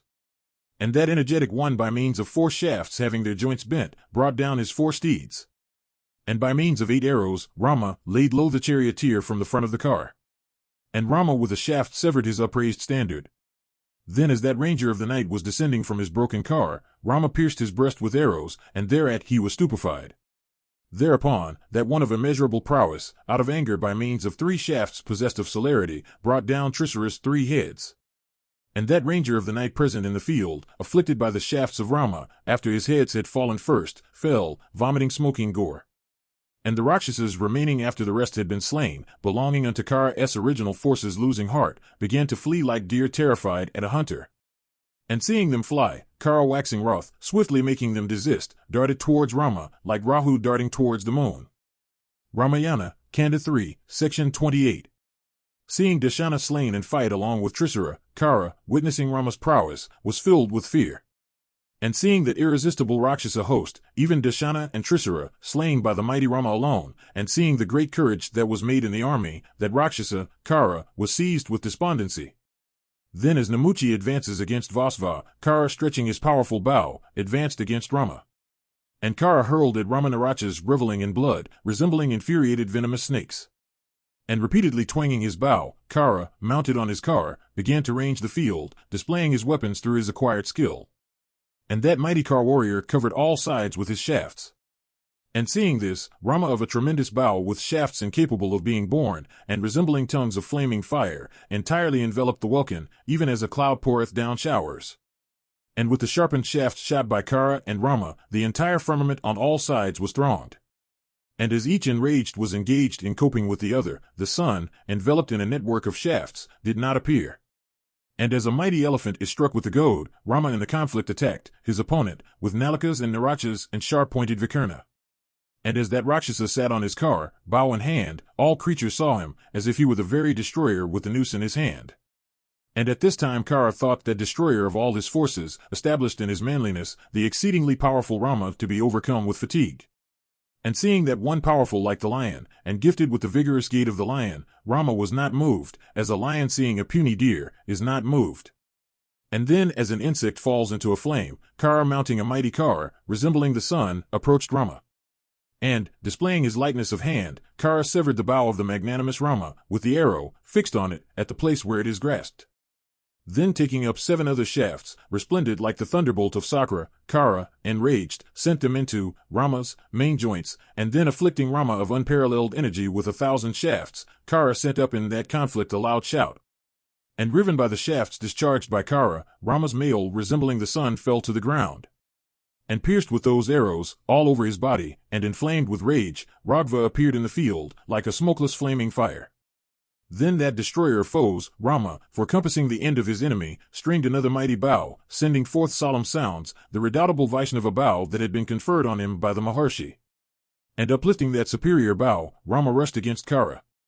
Then with shafts having bent knots and golden feathers, Rama, wrought up with rage, severed in battle Kara's standard.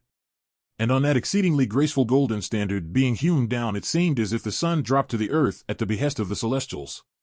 And thereat Kara, understanding the import of things, fired with wrath, pierced Rama's breast with 5 arrows, like one striking an elephant with a goad. And Rama, on being pierced with a good many shafts discharged from Kara's bow, and having his body bathed in blood, was highly wroth. Thereupon that foremost of bowmen, and wilder of a mighty bow, taking 6 shafts, let them go, after aiming at them. And with 1 shaft he pierced Kara's head, with 2 his arms, and with 3 arrows headed like half-moons, Rama wounded Kara in the chest. Then that highly energetic one, influenced by anger, assailed the Rakshasa with 13 Narachas whetted on stone, and with one that exceedingly powerful one, cut the yoke of the car, with 4 the 4 steeds, with the 6th the head of Kara's charioteer, with 3 the stout trivenu of the car, with 2 the wheel, and with the 12th, severing as if in sport Kara's bow with his hand, 40 with the 13th, resembling the thunderbolt pierced Kara in the encounter.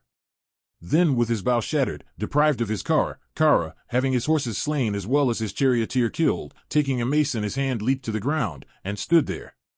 And the celestials and Maharshis exceedingly rejoiced, assembled in the welkin in a body, and with joined hands extolled that feat of that mighty car warrior Rama. Ramayana, Kanda 3, Section 29. And to Kara, deprived of his car standing with a mace in his hand, that exceedingly energetic one, Rama, preluding his speech with mildness, spake, backed by this mighty host abounding in elephants and horses and cars, thou hast done an exceedingly wicked deed, execrated by all the worlds. Even if one happen to be the lord of the 3 worlds, one given to troubling creatures, and who is cruel and engaged in wicked acts, cannot exist. All persons destroy, like a snake that hath intruded itself, him that doth cruel deeds, hostile to the interests of every one. People delightedly behold the end of him that doing an action either from covetousness or desire, doth not like a Brahmin wallowing a karaka, see the consequence thereof. What, O Rakshasa, dost thou gain by slaughtering exceedingly pious ascetics engaged in righteous acts, living in the forest of Dandaka like unto trees whose roots have been reduced, cruel persons, execrated of men, who perpetrate iniquitous acts, do not exist long. And as a tree puts forth blossoms in season, the doer of sinful deeds, at the hour of repentance, inevitably reaps their fruit in the shape of dreadful anguish of the spirit. And, O Ranger of Night, as the effect of having taken rice mixed with poison, appears without delay, even so also people readily reap the fruit of their own acts. O Ranger of the Night, it is to take the lives of the perpetrators of dreadful sins, who wish ill unto men, that I the king have come. Today the gold-decked arrows discharged by me, piercing thy body, shall enter into the earth, cleaving it, like serpents falling into an ant-hill. Slain in battle, thou shalt in company with thy army, follow those people practicing piety, whom thou hast devoured in the Dandaka forest. Today let those great saints, who had formerly been slain by thee, stationed in the sky, behold thee slain, in turn, with my arrows, and inhabiting hell. Do thou strike as thou lick? And thou that art of an odious race, do thou put forth thy energy? Today I will bring down thy head, even as a palm falls to the ground. Thus addressed by Rama, Kara, enraged and beyond himself with passion, with eyes reddened, replied, O son of Dakaratha, why having slain inferior Rakshasas in battle, dost thou praise thyself without reason? Those foremost of men that are puissant and powerful, do not, inflated with their energy, mouth their own consequence. It is the mean-minded Kshatriyas of impure heads that magnify themselves among men, even as thou, O Rama, dost. What hero, when the hour of his death hath approached, publishes in the field his own lofty lineage and sings his own hymn? As brass wearing the semblance of gold displays its own defect on being heated, 41 with a fire lit with kuka, 42 so thou hast betrayed thy own likeness by this speech of thine. Thou dost not see me staying here mace in hand, like a moveless mountain dyed in metals, bearing mobile and immobile things. I can, mace in hand, deprive thee and the three worlds to boot clean of your lives, like the very destroyer with the noose in his hand. But I will not parley much with thee as much as I could wish the sun is going to set, and our fight shall be interrupted. 14,000 Rakshasas have been slaughtered by thee. I will for their deaths wipe their tears today. Saying this, Kara, highly enraged, hurled his mace 43 provided with golden rings at Rama, like unto the blazing thunderbolt. Thereat, reducing to ashes trees and shrubs, that mighty flaming mace, discharged by Kara's arm, fell before Rama. And Rama severed in many fragments that mighty mace, resembling the noose of death, as ascending the welkin, it was coming down. Thereupon, like a she-serpent brought down by force of incantations, the mace fell to the earth shattered and riven. Ramayana, Kanda 3, Section 30.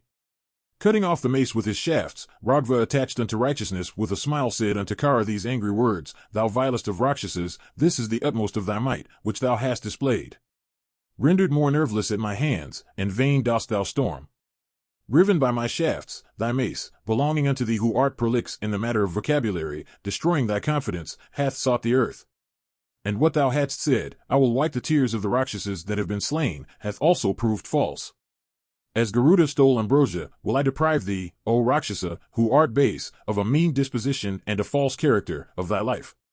Today the earth shall drink the blood vitiated with foamy bubbles, of thee, having thy throat severed, and riven by my shafts. Having all thy body covered with dust, and thy 2 arms lopped off, thou shalt, difficult to win, take thy nap, embracing the earth, like a damsel difficult to win. On thee, disgrace of Rakshasas, lying down, and being fast asleep, this Dandaka shall be refuge of those that shall resort to it for shelter. O Rakshasa, and thy Janasthana, with its Rakshasas, slain by my shafts, ascetics shall fearlessly go about in the wood.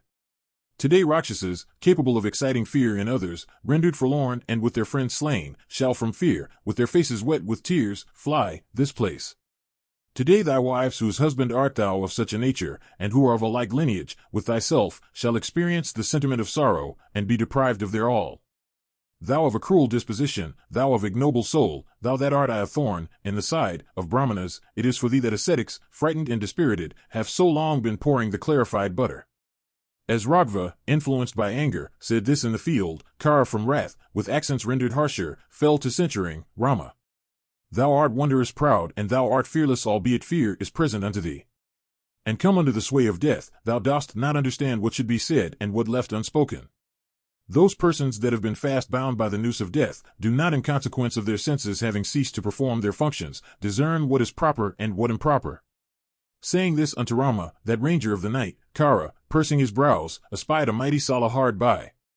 And looking about him on all sides in the field for a weapon, he uprooted it, biting his nether lip. And raising up the tree with his arms, and uttering a roar, that exceedingly powerful one aiming at Rama discharged it, exclaiming, Dead thou art. And as it descended, the puissant Rama cut it off by means of a multitude of shafts, got into a mighty rage for the purpose of slaying Kara in battle. Then Rama, perspiring, with eyes reddened in wrath, pierced Kara in battle with 1,000 shafts. And blood mixed with froth gushed by the sides of the shafts, like torrents flowing from fountain in a hill. 44 Stupefied in battle by the shafts shot by Rama, and maddened by the smell of blood, Kara furiously made for Rama.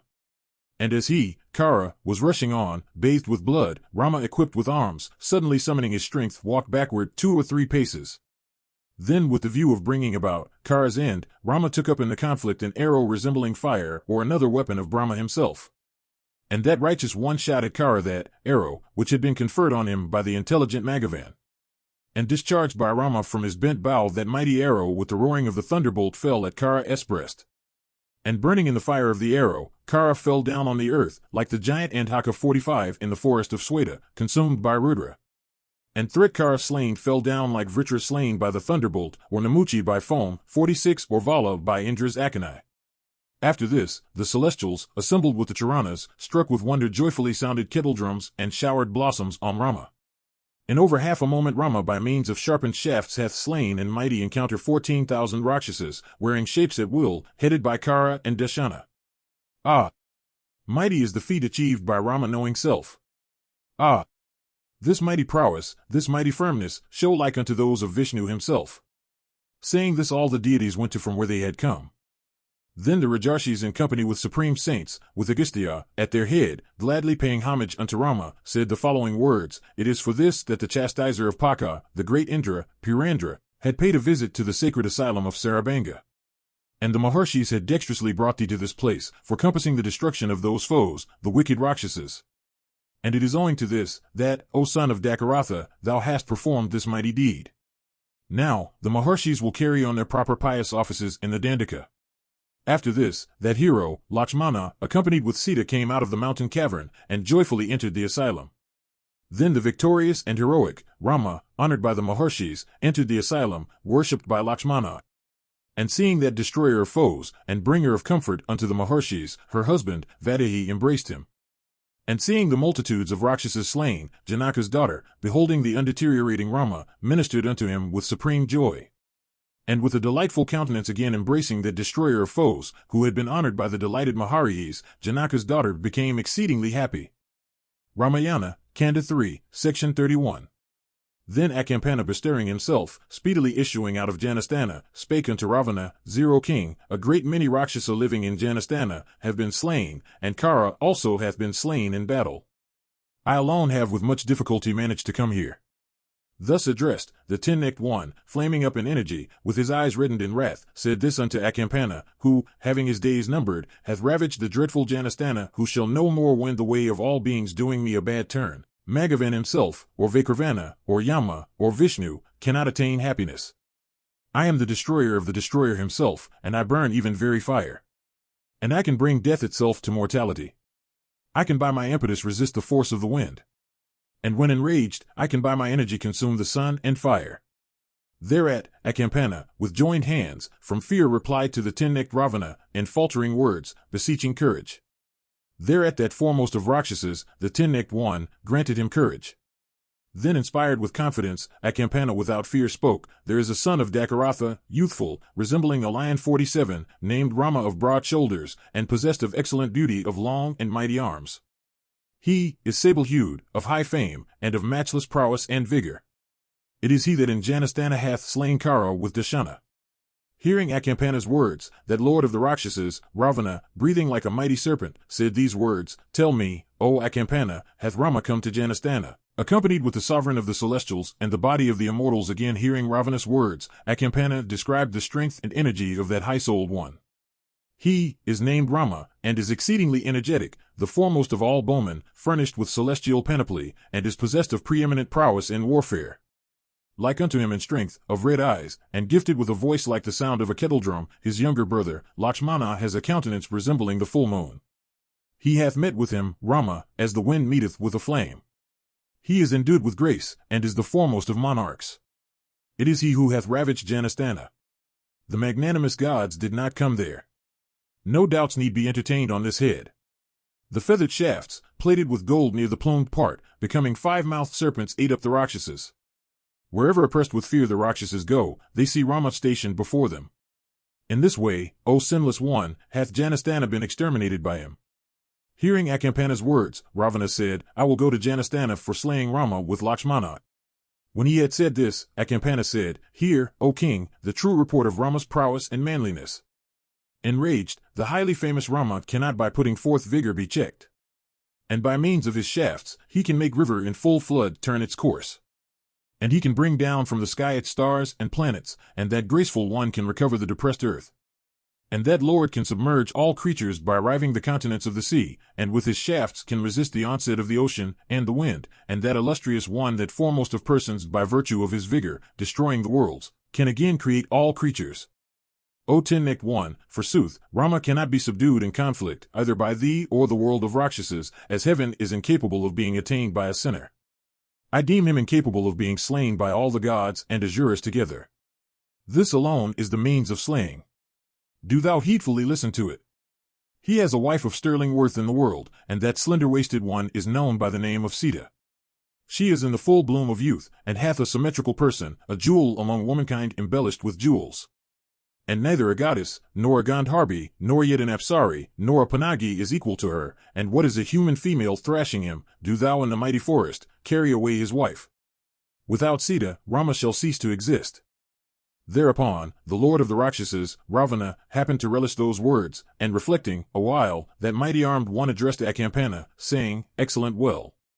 I will go there alone, accompanied by my charioteer only. I will this very morning with a glad heart bring Vaidehi to this spacious palace. Saying this, Ravana departed, lighting up all sides, on a sunshiny car, yoked with mules. And coursing the firmament, that mighty car of that foremost of Rakshasas looked like the moon among clouds. And proceeding far, he, approaching the asylum of Tarka's son, presented himself before him. And Maricha entertained the king with meats and drinks passing human. And having entertained him personally with a seat and water, to wash the feet, Maricha spoke these pregnant words, O king, O lord of the Rakshasas, is it well with the worlds? I am filled with fear, I apprehend that all is not right, since thou hast come hither, alone, in such post-haste speed. Thus addressed by Maricha, the highly energetic Ravana, versed in speech, said, My child, the guards of Janastana have been slain by Rama of untiring energy, and all Janastana, incapable of being slain, hath, by him, been brought down in battle. Do thou, therefore, assist me in carrying away his wife. Hearing these words of the lord of Rakshasas, Maricha said, What enemy of thine in the guise of a friend hath spoken of Sita unto thee, and, O foremost of monarchs, who, having been entertained by thee, doth not bear thee good will 48 tell me, who is it that hath told thee, Bring Sita hither, who is it that hath set his heart on severing the summit of the entire Rakshasa world? He must be thy enemy that excites thee to this. Of this there is not the least doubt.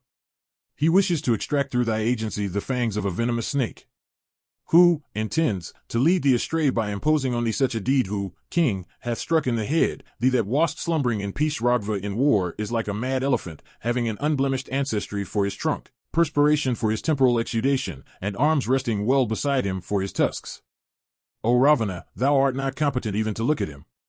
Thou ought not to rouse up the sleeping man-lion, that slayer of skillful Rakshasas resembling deer, with his sport in the field, for his joints and down, arrows for his body and sharp scimitar for his teeth. O sovereign of the Rakshasas, thou ought not to plunge thyself into this dreadful and abyssless ocean, having the bow for its alligators, activity of arms for its shine, arrows for its billows, and engagement for its waters. Be propitious, O lord of Lanka. O foremost of Rakshasas, with a contented heart, thou hadst better go thy way to Lanka. Do thou ever sport with thy own wives? Let Rama in company with his wife, sport in the woods. Thus addressed by Maricha, the 10-throated Ravana desisted, and entered Lanka, the best of capitals. Ramayana, Kanda 3, Section 32. Seeing 14,000 of Rakshasas of dread deeds, together with Dashana, and Kara, and Trisara, slain in battle by Rama single-handed, that one resembling clouds, Surpanaka, again fell to send up mighty sounds. And witnessing Rama's deeds, incapable of being performed by others, she, extremely agitated, went to Lanka, ruled by Ravana. And she saw the effulgent Ravana in front of his palace, surrounded by his counselors, like Vasvav surrounded by the Maruts, seated on a supreme golden seat resembling the sun, and like unto a flaming fire on a golden dais, kept alive by sacrificial offerings, unconquerable by high-souled saints, celestials, Gandharvas, and all creatures, terrible like the destroyer with his mouth wide open, his persons containing scars 49 of wounds inflicted by the thunderbolt and the lightnings, in the war. Between the gods and Asuras, his breast bearing marks of attacks made by Airavata with the ends of his tusks, having 20 hands and 10 heads, wearing elegant attire, broad-breasted, heroic, marked with royal signs, in hue, resembling cool lapises, embellished in ornaments of burnished gold, having goodly hands, white teeth, and a huge face resembling a hill, even him who in the war of the gods had been assailed in 100 ways with the descent of Vishnu's discus, whose body had been cut. With all the weapons of the celestials, him, who furiously disturbs the deep incapable of being disturbed, uproots mountain summits, and tramples over gods, the destroyer of righteousness, and the violator of others' wives, the employer of all celestial arms, and the disturber of sacrifices, who going to the city of Bhagab and vanquishing Vasaki, had carried off Takshaka's beloved wife, who, going to Kailaka, and defeating him having for his vehicle a human being, had carried off the car. Pushpaka coursing it everywhere at will, who endued with prowess had devastated the divine Chaitraratha grove, the tank, situated there, and the Nandana wood, as well as the gardens of the gods, and, who, himself resembling a mountain summit, had by means of his upraised arms obstructed the rising of these repressor of foes, the exalted sun and moon, who, possessed of calmness, having formerly for 10,000 years carried on asceticism in the mighty forest, offered his own heads unto the self-create one, who in conflict fears, not death from either gods or Danavas or Gandharvas, or Pikachas, or birds or serpents, from none save human beings, who, possessed of prodigious strength, forcibly takes away the clarified butter sanctified with mantras from the sacrificial ground, the destroyer of sacrifices about to be completed, of villainous nature, the slaughterer of brahmanas, of cruel deeds, harsh and kindless, and ever bent on doing evil unto all creatures, and railing furiously at all creatures, the inspirer of fear in all beings. And the Rakshasi beheld her exceedingly powerful and cruel brother, wearing gorgeous apparel and ornaments, and decked in a glorious garland, seated, like the destroyer at the time of dissolution, ready to destroy the exalted chief of Rakshasas, the delight of the race of Palastia. Stupefied with fear, the Rakshasi, approaching that destroyer of foes, Ravana, surrounded by his counselors, said these words. And transported with fear and desire, Surpanaka, given to fearlessly ranging everywhere, who had been deformed by that high-souled one, showing her mutilation, addressed these harsh words unto Ravana of flaming and expansive eyes. Ramayana, Kanda 3, Section 33. Then the woebegone Surpanaka, in high wrath, spoke harshly in the midst of the courtiers, unto Ravana, given to railing loudly against all creatures, intoxicated with enjoyments, acting as thou wilt, and without any control whatever. Thou dost not see that a dreadful disaster is impending. The subjects do not esteem a monarch that is given to sensual enjoyments, is intent upon satisfying his lust, and is covetous like the fire in a cemetery. The king that doth not act at the proper time, finds destruction along with his kingdom and acts. Even as elephants shun the muddy river, do people shun from a distance the ruler that doth not send out spies, who showeth not himself unto his subjects, and who hath lost his independence. Like unto rocks in the sea, those monarchs that do not administer their dominions, that are not dependent, do not prosper. Having incurred the hostility of the gods, the Danavas and the Gandharvas of subdued souls and senses, how canst thou, who art fickle, and hast not employed spies, become the king and, O Rakshasa, thou art childish and foolish, and doth not know what thou shouldst? How canst thou then become the king, O thou best of conquerors? Those kings whose spies, exchequer and morality are not free, are like the common herd. It is because kings know distant dangers through spies, therefore they are styled far-sighted. I believe thou hast no spies, and that thy counselors are common folks, since although Janasthana with thy kinsmen is destroyed, yet thou takest it not to heart. 14,000 of Rakshasas of dreadful deeds, with Kara and Dashana, have all been slain by Rama single-handed. Rama of untiring energy hath inspired the saints with courage, the Dandakas have been benefited, and Janasthana hath been harassed. But thou, covetous and intoxicated and in the power of others, dost not understand that a great danger is overhanging thee. People do not in times of peril assist a sovereign that is wrathful, stingy, intoxicated, haughty, and deceitful. Even his own kindred slay a sovereign that sets immense store by his own self, is of light worth, regards himself highly, and irascible. They do not serve him, nor do they fear when he intimidates them. Such an one is speedily dethroned, and reduced to poverty and becomes like a straw. Even dry wood may serve a purpose, or stone, or dust, but no purpose is capable of being served by a sovereign that hath been cast off his place. Like a cloth that hath been worn, like a garland that hath been trodden, a king that hath been dethroned, although able, is of no consequence. But a king that keeps his wits about him, understands everything, is of controlled senses, and grateful, and of virtuous character, endureth forever. That king is honored by men, that sleeping with his eyes, is awake as respects his eye of duty, and, the effects of, whose anger and favor, are seen, by all.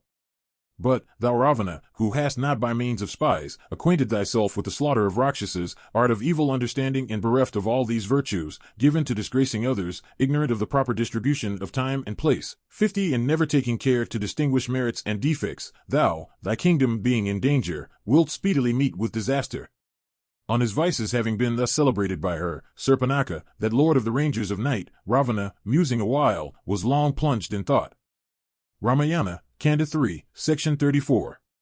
Seeing Surpanaka speak harsh words in the midst of the courtiers, Ravana, being enraged, asked her, saying, Who is Rama, and what is his prowess, and what his form, and what his power, and why hath he entered the forest of Dandaka, difficult to range, and what Rama's weapons, by means of which he hath slain the Rakshasas, and Kara hath been slain in battle, and Dashana and Trisara? Do thou, O thou of a pleasing person, tell me the truth. And who hath deformed thee thus addressed by the lord of the Rakshasas, the Rakshasi, transported with rage, commenced to duly narrate all about Rama. Rama the son of Dakaratha is long-armed, of expansive eyes, clad in bark and dark deerskin, and like Kanda in grace. And drawing a bow resembling that of Sakra, decked with golden rings, he discharges blazing narachas, like unto serpents of virulent poison. I do not see in the field, Rama drawing his bow, I only see the host being slaughtered by a shower of shafts. And as Indra destroys a field of goodly crops, by pouring down hailstones, 14,000 Rakshasas of dreadful prowess, as well as Kara and Dashana, were in a little over a moment slain with sharp shafts by Rama alone fighting on foot. And he hath reassured the saints, and after having been deformed, I alone from fear of slaying a woman, have been let off by the high-souled Rama knowing self. His brother is endued with mighty energy, and in merit, is of equal prowess, and he is devoted to his brother, and beareth him regard. The puissant one is named Lakshmana. And wrathful and invincible and victorious, and powerful, and intelligent and mighty, he is Rama's right arm, his life ranging externally. And Rama's virtuously wedded beloved wife, having expansive eyes, and a face resembling the full moon, is ever to the welfare of her lord. And that fair-haired, fair-nosed, and fair-thighed illustrious one possessed of beauty, graced the forest like a goddess, as if a goddess of wealth herself. Of the luster of burnished gold, with her finger-nails reddish and projecting, and graceful, that surpassingly lovely wench is named Sita, the slender-waisted daughter of Videha. And neither a goddess, nor a Gandharvi, nor a Yakshur, nor a Kinnari, had I seen before on earth, possessed of such beauty. He that shall have Sita for his spouse, and who shall be warmly embraced by her, shall live longer in the world than the Lord of Celestials himself. That good-natured girl, unparalleled on earth in loveliness, who can well pride herself on her person, is a worthy wife for thee, and thou too art a fit husband for her. It is to bring over for thee that one of spacious hips, and a high and well-developed bust, that I had put forth my endeavors. But, O mighty armed one, I have been disfigured by the wicked Lakshmana. As soon as thou hast seen Vaidehi having a countenance resembling the full moon, thou shalt be afflicted with the shafts of Cupid. If it is thy purpose to have her for thy wife, at once stretch forth thy right leg, for attaining success.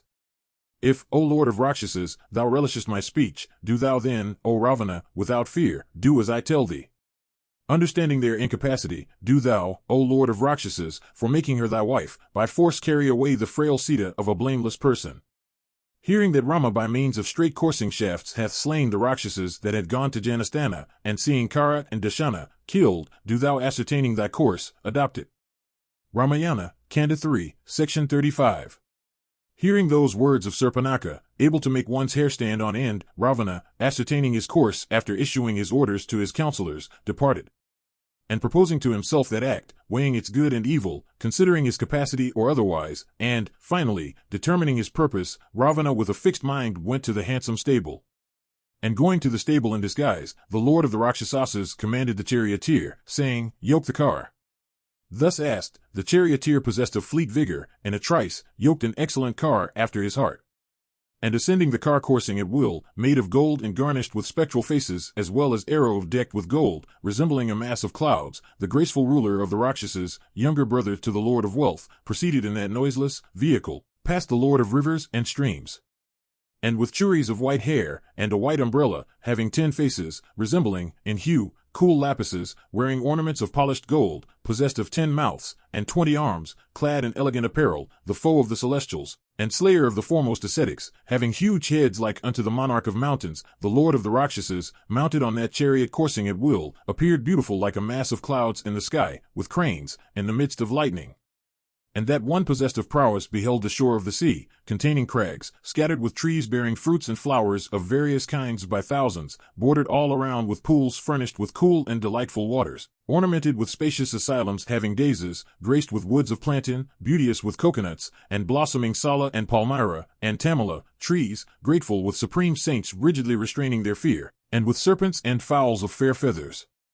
And Gandharvas and Kinnaras by thousands, and pleasant with Siddhas and Charanas that have controlled their lust, with those descendants of Brahma, the Vaikanas, the Mashas, the Valakilyas, and the Marichipas, swarming with females, divinely beautiful, dight with gorgeous ornaments and garlands, and Apsaras skilled in sport, by thousands, frequented by the wives of the celestials, and honored by graceful girls, ranged by multitudes of deities and Danavas, feeding on ambrosia, abounding with swans, crouches, and frogs, echoing to the cries of cranes, containing stones resembling the lapis, and mild and cool by the influence of the ocean. And as he proceeded, the younger brother of the Lord of Wealth saw on all sides spacious cars capable of coursing at will, sable, furnished with fair garlands, and resounding with trumpet notes, and gandharbas and apsaras. And surveying by thousands woods of sandal exuding gum at their roots, 51 and of choice aguru, grateful unto the sense of smell, and woods and groves of excellent and odorous tackle of fruits, blossoms of the tamala, and thickets of black pepper, heaps of pearls drying on the shore, rocks, the best corals and masses, 52 summits of gold and silver, 53 charming pellucid rills at places, and cities filled with corn and wealth, abounding in gems of women, and thronged with horses, elephants, and cars. Ravana on the shore of the ocean beheld around a level and soft scene, resembling heaven itself, where breezes of delicate feel kept breathing. And there he saw a fig tree, hued like clouds, surrounded by ascetics, its branches stretched around 100 yojanas, and the exceedingly powerful Garuda had ascended one of its boughs, taking an elephant and a huge tortoise, for the purpose of devouring them. And that best of birds, the powerful Suparna by his weight suddenly broke a branch containing full many leaves. And it came to pass that Vaikanasas, Mashas, Valakilias, Marichipas, Ayas, and Dumras, saints of the highest order, had assembled there. Thereat, moved by commiseration, for the ascetics, the virtuous Garuda, taking with promptitude the broken bough measuring 100 yojanas as well as the elephant and the tortoise, by one leg, at length eating up the animals, and by means of the bough, exterminating the country of the Nishadas, that best of birds attained unequaled delight in consequence of having rescued the mighty ascetics. Thereat, attaining double energy by virtue of that delight, that intelligent one set his heart on bringing ambrosia. And tearing off the iron links of the network, and bursting into the repository of gem, he carried away secreted ambrosia from the residence of the great Indra. Kuvar's younger brother beheld this fig tree, named Subhadra, graced with the Maharshi, on which Suparna had left his mark. Then repairing to the other shore of that lord of rivers, the ocean, Ravana saw an asylum lying in the forest in a charming and sacred recess. And there he saw a Rakshasa, named Maricha, clad in a dark deerskin, bearing a head of matted locks, subsisting on restricted fare. And approaching Ravana duly, the Rakshasa, Maricha, received the king with every hospitality passing human. And having entertained him personally with meats and drinks, Maricha addressed him in weighty words, saying, O lord of the Rakshasas, king, is it well with thee in Lanka, and what for hast thou again come hither so speedily? Thus addressed by Maricha, that highly powerful one, skilled in speech, Ravana said. Ramayana, Kanda 3, Section 36. O Maricha, hearken unto me, my child, as I relate everything unto thee. I am distressed, and in this distress of mine, thou art certainly my great refuge. Thou knowest Janastana, where lives my brother Kara, and the mighty armed Dashana, and my sister, Serpanaka, as also that Rakshasa subsisting on human flesh, the long-armed Trisara, and many other heroic knight rangers besides, of high enthusiasm in battles, Rakshasas, who had been living there at my command, troubling in the mighty forest the ascetics carrying on their pious offices.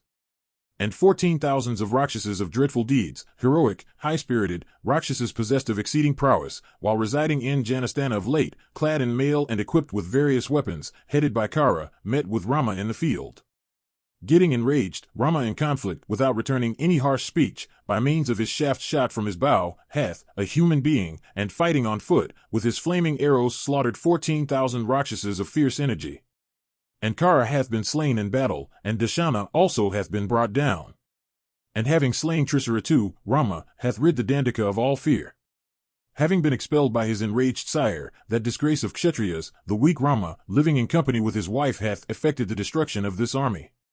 He is of a vile character, crabbed, foolish, covetous, of uncontrolled senses, bereft of morality, sinful, and ever engaged in the evil of all creatures, by whom, violently without hostility, my sister hath been deformed in the forest by having her nose and ears cut off.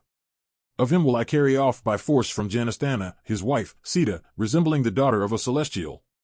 Be thou my help in it. For certain, O exceedingly strong one, if thou help me at my side, if my brothers also back me, I do not think much of all the celestials. Therefore, be thou my help, for thou art capable, O Rakshasa.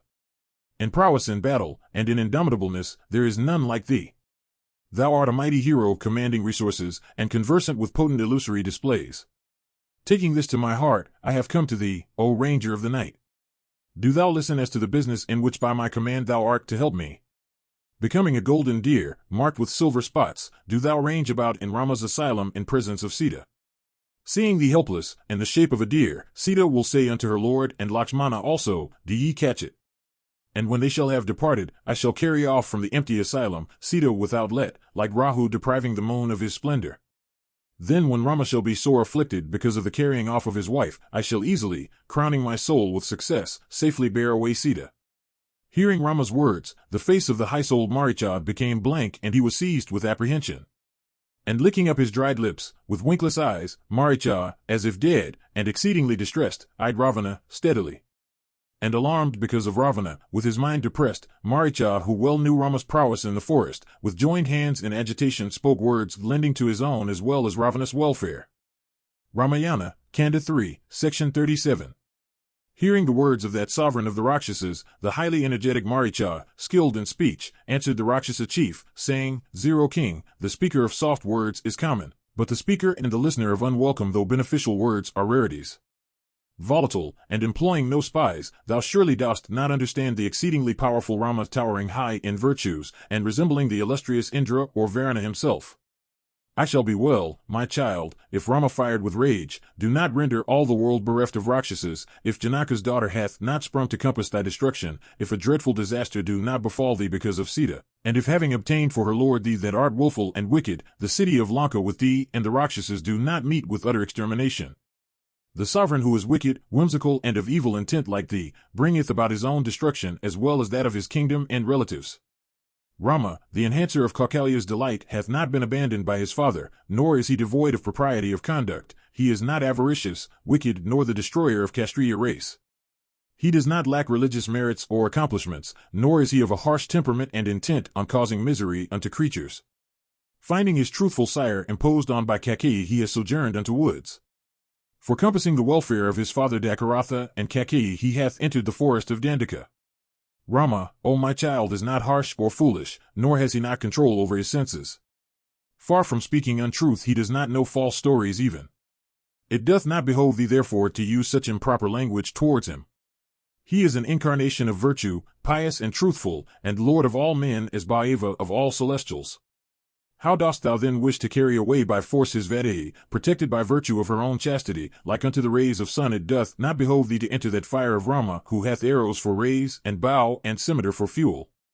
It doth not behove thee, O Ravana, to approach Rama renouncing thy kingdom, happiness, and love of life, who is like unto death itself, and has bow for his widened and flaming mouth, and arrows for his rays, and who is irrepressible, of mighty prowess, holding bows and arrows, and repulsing the forces of the enemy.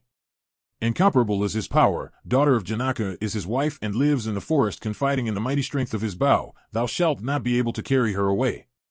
She is the beloved wife of that best of men, having a leonine chest, and he holds his wife dearer than his life, and is ever attached unto her.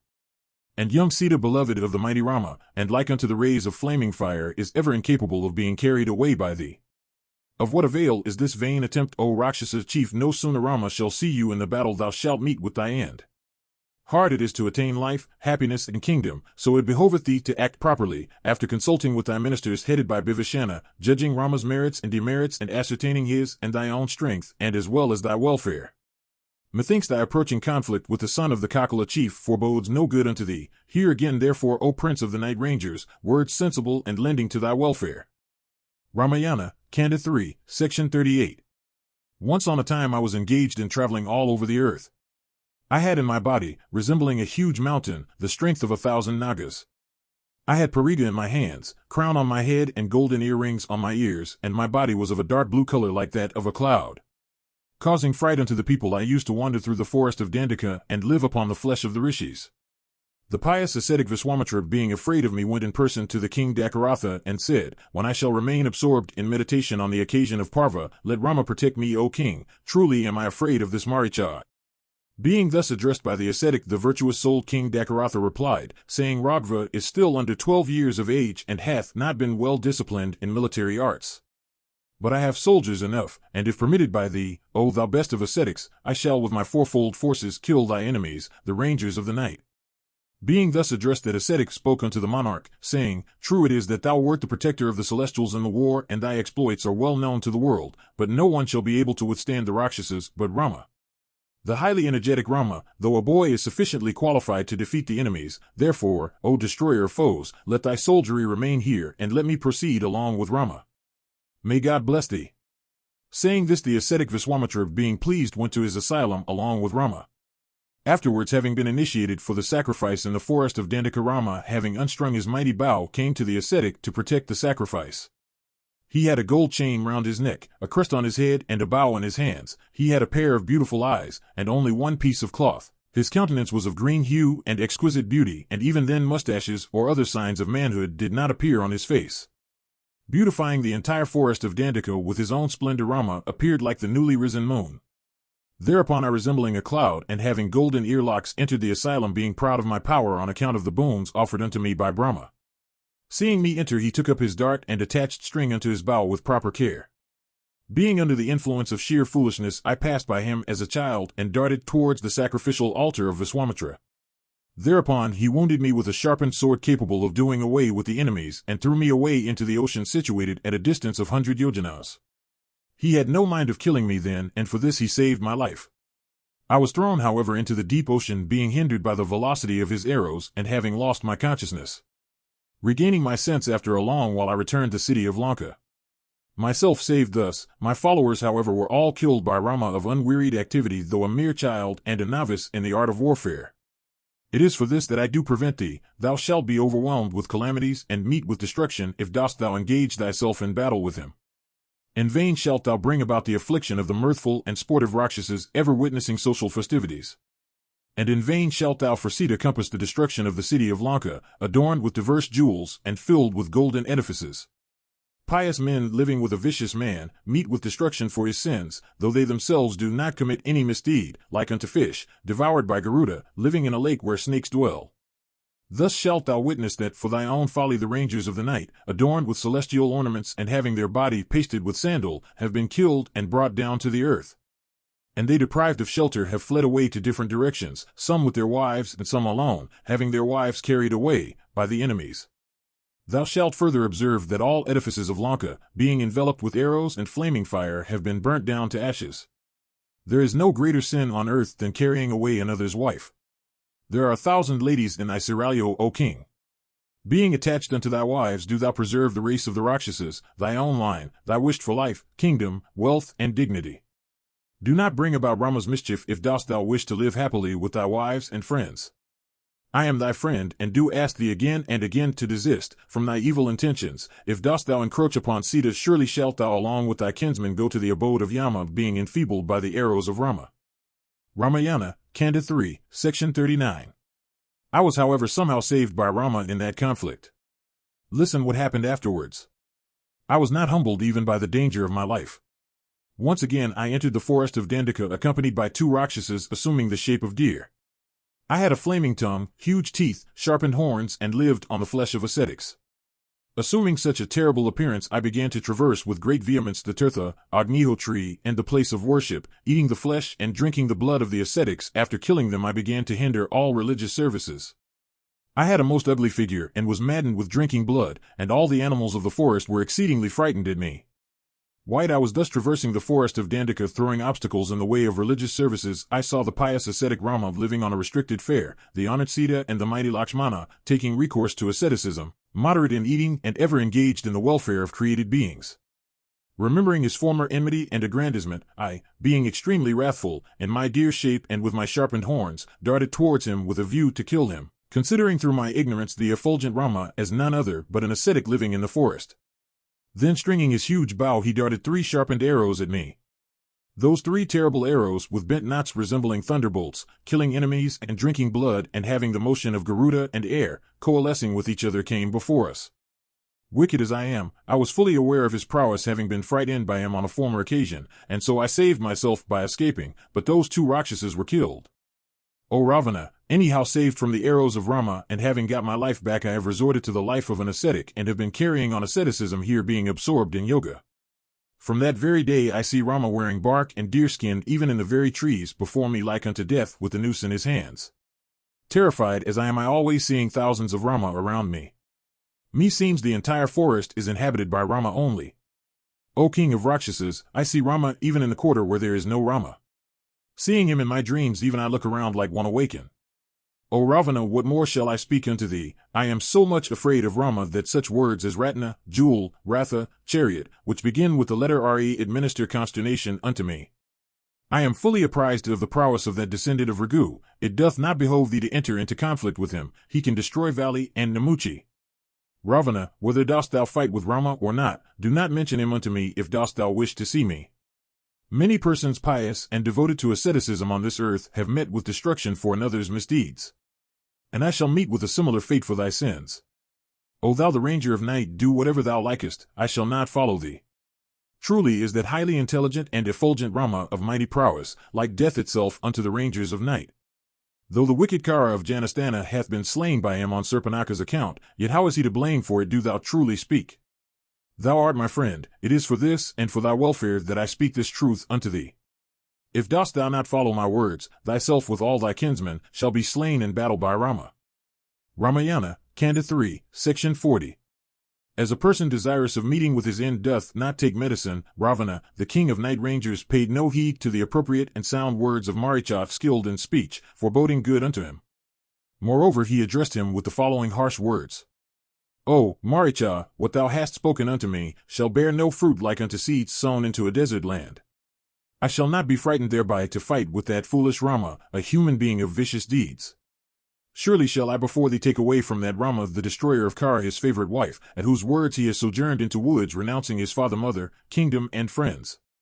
I have made this firm resolution in my mind, O Maricha, even Indra, with the celestials and assurers, shall not be able to shake it. It would have been proper for thee to give vent to these expressions had I but asked thee for advice to ascertain my duty, the propriety or impropriety of my action, its way or losses. A wise counselor who wishes prosperity unto himself should always communicate unto his master his desire with joined hands whenever asked to do so. It is always proper to speak before monarchs such pleasant and favorable words as are intended for the welfare of the master and are sanctioned by the royal etiquette. A respectable king doth not receive with good grace friendly words even when they are expressed disrespectfully. Sovereigns of superb prowess assume the semblance of 5 deities, Agni, Indra, Moon, Yama, and Varuna. Powerful kings, O ranger of the night, assume haughtiness, power, a placid look and contentment, and administer punishment unto the wicked. They are to be adored and honored therefore on all occasions. Thou art ignorant of kingly morality and fully absorbed in illusion. It is for this that thou dost out of thy wickedness of heart address me thy guest with these harsh words. I do not ask thee, O Rakshasa, about the propriety of my conduct or about my welfare. I did only ask thee for thy help. Listen what thou shalt have to do at my request in my aid. Assuming the shape of a deer having golden skin painted with silvery drops, do thou proceed to the asylum of Rama, and ranging at large before Vaidehi, do thou, after captivating her, take thy wished for way. Vaidehi, being struck with wonder seeing thee a golden deer capable of illusions, shall request Rama to get thee soon for her. Kakustha, issuing out of the asylum, thou shalt, at great distance, utter such cries as O Sita, O Lakshmana, imitating his, Rama's, voice. Hearing those cries, Lakshmana also, at the behest of Sita, shall proceed to Rama. When both Rama and Lakshmana shall go elsewhere in this way, I shall to my felicity carry away Vaidehi like unto the 1,000-eyed deity carrying away Sachi. O Rakshasa, do thou go wherever thou likest after doing this. I shall confer on thee, O Maricha, half of my kingdom. O thou of auspicious look, do thou proceed towards the forest of Dandaka to compass this end of mine. I shall follow thee in my chariot. Acquiring Sita without any conflict, after imposing upon Rama, I shall return to Lanka successful along with thee. I shall kill thee, O Maricha, if dost thou not obey my behest. I shall compel thee to do this. No body can attain to prosperity and happiness, acting against his sovereign's will. Truly shalt thou risk thy life if thou approachest Rama, but thou shalt meet with sure destruction if dost thou act against my will. Consider about it, and do what thou thinkest proper.